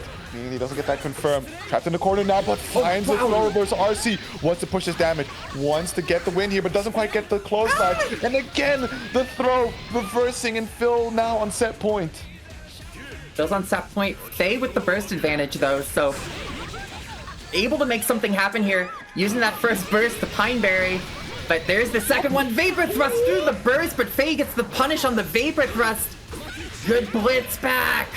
Bringing it back to the other corner now. The low beat now Phil's blitz. Phil's gonna get his burst back very soon, but actually just steals the corner. Good work. And the 5D! No. The double reset here with the seal on the tech. Oh, what are we doing? Counter hit trade there, working out for Phil. RC. No. Can he run this damage all the way to the bank? He can. The close slash connecting. And Phil was able to capitalize on that momentum to close out the set. 2-1. Moving up to face against Grumpy. A little rematch here. So we'll see if anything changed. Last time it was pretty close, as I remember, but it started off real strong for Phil. Then Grumpy had the adaptation and made that comeback and a quick 2-game win there to finish it off 2-1. So maybe Phil, this time with the loser side run, is ready. Well, you know, time will tell. Yeah, maybe so. Well, good stuff to Faye out at 4th. You know, top 8 at Drowning Pools to top 8 at Rookie Roman Cancel. It happened. And also we gotta, I think I gotta shout out Faye because she has been going through the shoulder stuff, so not able to play for a bit. Came back in a strong fashion tonight. So good to see her play again. Just always happy to see Faye play. Yeah, maybe next time. There's always next time. Still had a lot of great showings. And now we have to see who can slay the vampire. Yeah, who gets nominated for it? We saw that Grumpy had a pretty good chance into what he typed. Literally had this exact constellation before Lamau. Constellation. Constellation. All right. A little astrology enjoyer, I see. It's a clear night. Go look at the stars tonight. They be blasting fireworks because the Dutch Christmas season started. Oh, there you go. Yeah. Well, yeah, this was an interesting one last time. Like you said, Phil had the early game, and Grumpy was able to turn it around. But so we're seeing it again right here. Phil's got that very strong first round. Can't quite get the stun dipper combo though, and has to RC it. Not ready for Greed Sever though. Probably wins this round. Yeah, Grumpy holds the burst. All right, Phil's corner pressure is really solid, as it should be on Kai. It's just that like the neutral stuff that he throws out, which Grumpy was able to capitalize, is these Hail Marys, like round start, stun dipper, just throwing out these really big options that, with a little bit of patience, a little bit of spacing, Grumpy can find the punish and then run the entire sequence that Phil's not prepared to deal with. Yeah, Grumpy getting the corner here. Oh, Vapor Thrust doesn't work out as the reversal. That low profile. And Phil, great use of the FD there to go into the stun dipper. But after the RC didn't get a lot going, and Grumpy steals the turn back. 2D, what a button. Oh, and goes low. Round done. There it is. Final round, game 1. Phil going to get a very big burst advantage here. And Grumpy will have to hold a lot of damage before they get theirs back. Nice. Like that, 2H. Yeah, good anti-air there. Quickly forced to hold the delay seal there. Opted to just go and get the burst out early. Does not want to give too much momentum over to Grumpy here. As he's chasing him down. Finds another 2H anti-air there. Grumpy attacking, unfortunately, a little bit too much into the situation. Close flash. Challenging the 6HS could have been a really scary situation at dead angle. Grumpy wants the space. They need a little bit of room here to plan the next plan of attack. Finds the face trap. I get the confirm, and there's the air throw off of tech. Yeah, nice air throw by Phil, taking the corner position here. Grumpy's been using a whole bunch of FD and getting the burst out against that 2H. Not able to get close to 25 meter yet. More FD here, just stuck playing neutral against Phil, who's doing so good at controlling the fireball space here. Grumpy got to find that way in. even just a little bit of running forward. Got a low here, but can't keep it going. There's the wild throw. Phil's giving up so much space. Like he's trying to play a very reactionary game, but he's not willing to actually try and throw out a button for it. So we're down to possibly the last interaction here for this round, or this game, excuse me. And another one. Final duel, game 1. Oh, On 2HS, able another to great catch him 2H. out of the Fafnir. Yeah, going back to this fireball game now. Grumpy's just got to try to get in, but Phil's air is so fantastic. Grumpy, once again without burst, has to hold all this damage. Counter hit, Fafnir blocks the burst, but not a really big punish on it. Phil's still in a very good position here. Controlling the space with his back against the wall. Phil, caged animal, just constantly pressing out there. Vapor Thrust meets air into air. I mean, if these trades keep going, right, this is going to be Phil's game in a matter of time, because the health total with Grumpy has does not allow for them to really engage too heavily in this trade warfare. Yeah, Grumpy has 25 meter now, though. Needs to get something started. Got a little 2-touch. Still using that RC at the very last moment. Forward slash stun dipper just keeps the pressure going. Takes the first game. I think the range that far slash hit, Phil needed that counter hit. It could have been a really, really bad situation. So luckily for him, Grumpy ended up pressing there. And that's only the first game. Oh my goodness. Yep, and it is a 1-3. Grumpy giving up the burst early. Sort of a, I feel like when you burst Greed Sever, it's kind of like with a little bit of like, it's an FGC nod moment of just kind of like, all right, I got hit. Yeah. Nod your head, that was nice. Yeah, well, I fell for it. Wow, the JP beating the 2H there. Sometimes we just gotta smack him on the head before the active frames come out. Old JP, classics of criminal buttons. Turn into a little ball, just a cute little ball. And once again, we see Phil, like, I think doing that space control, now getting some advancing momentum thanks to the stun dipper, but for a moment there, had his back against the wall, trying to play from the backside. Phil, again, with these high to middle options, we could just try a simple anti-air or maybe a little bit of movement, but Vapor Thrust. Yeah. Yeah, especially when they don't work out. Well, you know, it's interesting, I guess, because there are some things it's kind of like, it's the risk reward of it, right? If you take the risk, but the punishment is not there, then you'll just keep taking the risk. That's true. And like, sometimes they just the onus is definitely on your opponent to shut you out from using DPs constantly. Uh-oh. Oh, RTL. Bum. Does this actually get the knockdown? No. Tech off for wall to go back to mid-screen, but the chase down there from Phil looking pretty good. Yeah, still very strong position for Phil. Grumpy lost the burst before this was all started. Stun dipper right here, can't get the combo going. But Grumpy's only got a 2-touch, has 50 meter to work with. Oh. Fireball keeps it clean. Phil going up 2-0 now. And a clean 2 rounds for game 2, so Grumpy's got to think about turning it around right now. Exactly. Don't want to go out like this. I mean, Grumpy has been the longest warrior to hold the fish, making it so close. Grand finals, top 3 finishes, top 4 finishes, and etc. It's been around consistently, but all these new bloods coming in of varying skill, gatekeeping them. Uh-oh. And it seems to be that Phil may join the ranks of people that deny Grumpy their graduation. Does this RTO connect? No, he just Wow! 6HS, barely able to connect. The look at the damage piling up. Oh! Unfortunately, messes up the dust loop there, but still able to get on a panic. Turned a drop into a drop opportunity. Nice blitz, but the blitz back, Phil keeping the pressure going. At the very least, that blitz is going to give Grumpy a little bit of burst back for the next round, but you know, you maybe wouldn't have wished for it that style, because Phil's now on set point. That was an amazing punish by Grumpy, though. Yeah, most certainly. Like the chase down, barely getting that 6HS to connect. Hopefully more to come, because Grumpy's definitely going to need it. Yeah. Well, yeah. Talking about like Grumpy having the fish the longest and all this, it's not like Grumpy has stagnated. Like Grumpy's play style and the combos and their damage is all like just constantly growing. But unfortunately, yeah, when you have all these different, it's a rising tide for everybody, right? Is that everyone is getting stronger about it. And, oh, Phil just 1 or 2 interactions away from closing it out right here. Gets the throw, has the RC. Grumpy gets burst and waited for it forever. Burst bait there. And Phil with the 3-0 finish says it was a fluke last time. Give me that Slayer. Damn. Grumpy out in 3rd place. Always happy to see Grumpy play.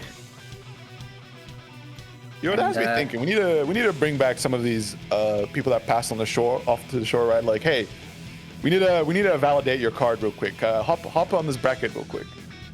Yeah, we we had that for the 2v2, right? We allowed the graduates to come back. Yeah. Definitely feels like we should have another one and just check the credentials. There's some killers in here. Yeah, like maybe we're gonna have to put you back on 1 golden fish status, actually. We gotta restock the pond, but let's check your fish right now.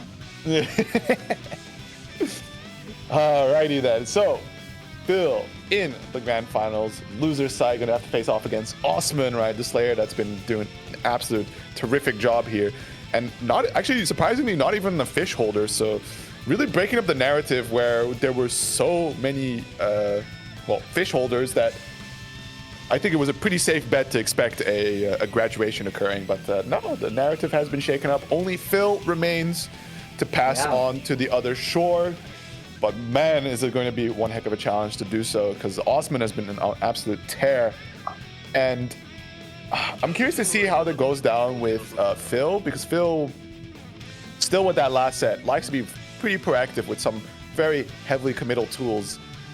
And we did see some pretty nasty punishes come out from Grumpy, but who does punishing better than Slayer, really? Yeah, absolutely. Well, this will be an interesting one, too. Osman has only given up 1 game up until this point, but Phil and Osman have not seen each other. And my feeling is that the Kai matchup is going to be a huge problem for Slayer because of the Fireball Oki. Like, the active frames, the way that he can just kind of shut down Slayer stuff. But, Osman's a wild guy, so I would challenge that to say that BDC at least gives an opportunity for Osman to chicken block it, so he doesn't hold mix. That's fair, yeah. But it did start costing a lot of, like, meter when the Slayer has to, like, BDC FD or something, right? Oh, absolutely. Meter, and it's also just a big skill check of, like, can you time it right, or do you just hold the raw grinder and wake up if you mess up? So far, Osman, once again, sometimes the loser side has momentum going, but Osman looks like he didn't take a break at all. Very strong first round here. Still has burst to work with as well. Absolute demon time here. Just holds the grinder wheel. A couple IBs there. Get some free tension pulls while you can. The overhead, it's late. Starts blocking now, but we're unfamiliar. It is +3 on block for fun. Wow. The IBs on the Fireball Oki by Osman actually super smart, because Slayer's tension pulse and his meter gain are through the roof. Already gotten 2 red RCs off of it. Probably going to be able to close this round out just off of the tension pulse. Like, tension penalty be damned, my boy can cook. First game on the board. Well, he's a dandy man. He's there to treat his wife. He definitely does the cooking at home. I believe it. I bet Slayer's a good cook. Years and years of cuisine knowledge at his disposal. Oh, 6-8 straight. Still getting something started here. The BDC taking a little bit of a step back. Nice block on the stun dipper. Oh, Fireball RC. Yeah, just trying to keep Slayer locked down here, but the dead angle, bringing it back to mid-screen. Oh! Wow, 5P miss. Oh, wow, the backdash in the entire 6HS. This Slayer guy.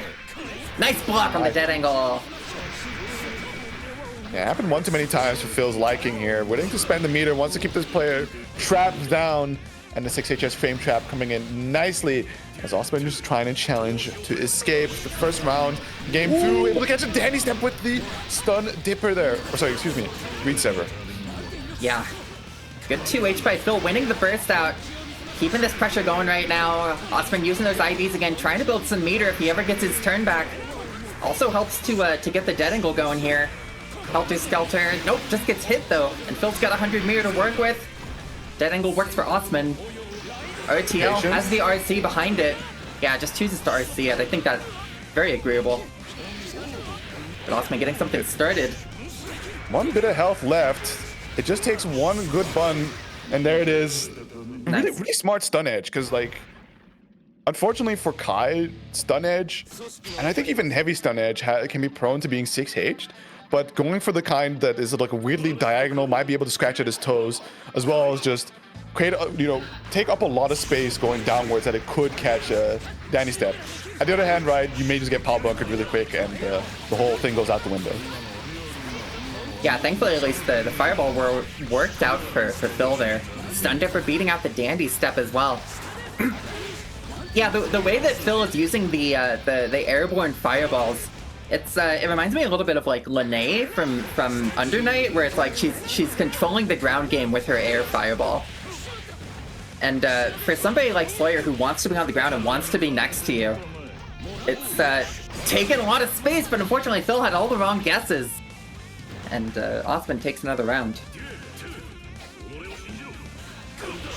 Ooh, nice. Counter hit confirm. Bless you. Oh, thank you. Nice block on 2D. Stun Dipper, but 2D, no working. Yeah, a little too close there. Minus enough for the punish. A lot of blocking, but man, Phil with the chase down here, able to just tag and finds these anti-airs, racking up the damage. Straight down Danny, silence. Yeah, say hello to Vapor Thrust. Get that shit out of here. Still keeping the pressure going here. Gets the seal set up, but no meter. Can't quite close it out yet. Just needs one more touch here. And gets it with the 2H. Nice. At the very least, Osman got his burst back, but final round, game 3 now. Yeah, Phil is nicely turning things around here. Look, with that first game, it looked a little bit like a disaster. Could have been an Osman wash, but Phil is able to throw down hands, and especially playing in this really... Oh, I spoke too soon. Uh-oh. Yeah. Keep the combo rather simple. Big Vapor Thrust punish. Thankfully, it's only going to be an air combo there for Slayer to really get something going compared to a nastier counter hit. But a good check there on the Danny Step. Sets up the grinder wheel. Doesn't quite have that 50 meter just yet to go for dead angles. Osman doing a really good job of just playing defense right now, using the IBs. Like, keeping it chill, has a lot of life to work with, especially when you look at Slayer defensive values. Didn't have to worry about it, built up a little bit of risk. Cleans it up. Going up 2-1 now. You know, we talk about it going back and forth, it's a close set, but at the end of the day, if Osman gets to the first to 3 first, that's the end of it. Like, Phil has to make this first to 3 first, and then he's got to think about another set. And right now, Osman 1 game away from getting his first golden fish. Slapping that 5 HS right in your dome there. +3/+3. Nice, yeah. Starting to throw the low option from under pressure. Yeah, you got a fireball war going. Well, I see you, Osman. You try to be cool, try to 6P through the laser beam, but unfortunately, the swag attempt has cost you a significant amount of health and screen position now, trapped against the corner here. Phil being bursted away, bringing back to the mid screen, but the stun dipper just absolutely sending it. Big ass active frame chucks you right out of the Danny Steps. Silence. The king is speaking. Yeah, keeping that Royal offense going right here. Can't quite close it out though. Osman gonna be blocking it out, using the dead angle. Trying to keep the chance going here, but Far Slash, Stun Dipper, still staying alive right here. One of the, we saw a Kai 2D in that last round that really knocked out Slayer, and we talked about those Kai active frames with 2D before. Might be something that Phil needs to think about utilizing more, but Osman not ready for the 5D, and the reset just does it again. Uh-oh. Oh, that's a good grip of damage, all that effort, and it's suddenly a life lead being closed out as both players very close to one another. We're gonna go for the burst here. Does not want to suffer much damage left. However, we got so much meter on the sides for Phil, able to find a counter hit, but he doesn't quite get the combo. 3H connects, and there's the Vapor Thrust. It's 2 apiece. My goodness. Nice work by Phil, keeping that corner pressure going. It's, Slayer gets a lot of strong positions, but once his back is against the wall and you're dealing with Kai buttons and the Rainbow of Sadness comes into play, Phil's doing a great job of keeping that corner space just so strong, but the passionate Stun Dipper pays for it with the burst. And Osman getting the party started here. It's a stanky leg coming in, checking that dandy step. This time the 2D challenge, Helter Skelter's over. Seen enough times that Phil is willing to really leverage that stun dipper. It's time to start calling out that ground space or just jump over it. Oh my goodness. Power bunker hits! Nothing here. Phil's got 75 meter, but the overhead. Osman keeping the pressure going with the Helter Skelter. And looks like Phil just stopped FDing the Mappa Hunch, winning the chip damage, and Osman's on tournament point now. Yeah, with burst available, we see the late air dash there. Playing it calm and collected. Osman, unfortunately, not really looking at the screen there, just letting that anti-air rip before Phil's anywhere near him, actually. Nice 2D. Osman with the gold burst. Slay with meter. That's never what you want to see. The power bunkers are coming. Phil gets the burst out. Oh my goodness. Just barely avoiding that close slash with the dandy step. Check him in the air, and man, that pressure just like unstoppable. If you're not IBing, then it's really Slayer's dream, as Osman just keeps it going and is able to finish it off 3-2, denying all golden fish holders a chance to graduate and snatching one for himself. So give me that. Yeah. You know, when I was looking at this bracket last night, I thought for sure it's gonna be a graduate fight. It's gonna be somebody getting out of here. It's gonna be a bloodbath. And at the end of the day, it was a newcomer. Well, not even a newcomer. Osman's been here before, but it was a new fish holder. It just came in and showed that he can throw hands too. And that was really good stuff. I mean, you know, Phil was very close there, showed that he could draw blood on Osman, showed that he was very close to closing it out, but once it came down to corner pressure, Osman just had the advantage. And the gold burst at the very end to keep the pressure going when he needed it most, I think was very smart. Yeah. Absolutely immaculate stuff there by Osman indeed. I did good stuff from Phil as well, like throwing out some of these active buttons there to catch Osman. And really, I think the belligerent use of Stun Dipper worked so well to his favor, because it caught Osman a lot of times where he was just kind of thinking like, maybe I can dandy step here, do a little mappa, but no. 5-frame startup, hella active, flying across the screen, catches you off guard. It's a fantastic move. Of course, when he got blocked, it definitely got punished for it, but it's that, you know, the beauty of the beginner or the beginner / intermediate play in fighting games is where you don't really fully bog yourself down in the nuances of like, hey, this move, pressing it like this could get me in this situation. I'm just gonna send it and see what happens. We learn. Yeah, absolutely. It's an experimental place to be like, where can I use my horizontal DP? What works? What doesn't? You know, it's all data, and that's so important to like get data when you're learning, and to just keep building up those little knowledge checks moment by moment. That's basically how you advance in this game. Absolutely. Congratulations to Naldinho Osterman. Commiserations, Phil. Thank you to everybody who played. Thank you to everybody who watched. And thank you to my radiant commentators. Is there anything you two would like to promote today? Go for it. All right, yeah. So tournament season slowing down, but that means that everyone is starting up their plans for next year.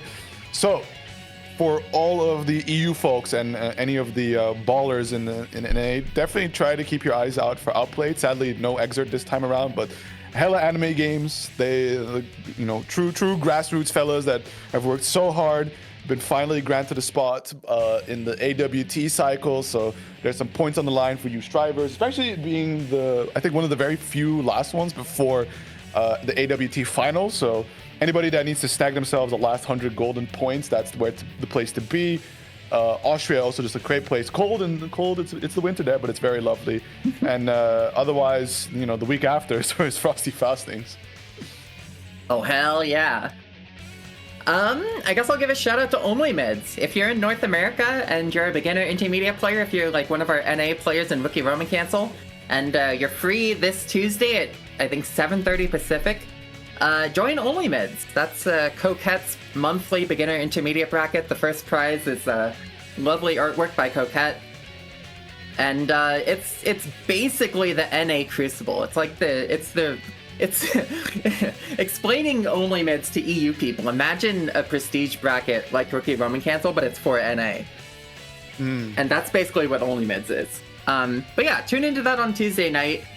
I won't say who's on commentary, but you might be surprised. Evil And apart Uno. from that, Frosty Faustings. It will be Evil Uno on commentary. Very good. Thank you, Lex.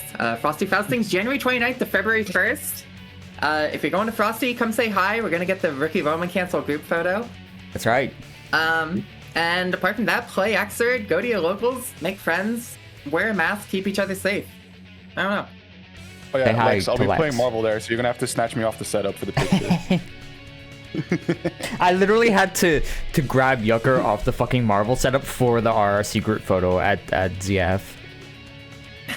That's awesome. I was fiending. Alright, next week we have Burst to 5. Our exhibition series takes place same time as Rookie Roman Cancel, every other week. The weeks we're not running Rookie Roman Cancel. You can sign up in the Discord here. Sign-ups will now be open. Anybody's welcome to enter anywhere around the world, any skill level. And then the week after that, we'll be having another Rookie Roman Cancel, as normal. And that's going to be it from us. That's everything. We'll see you next week. Peace. Later.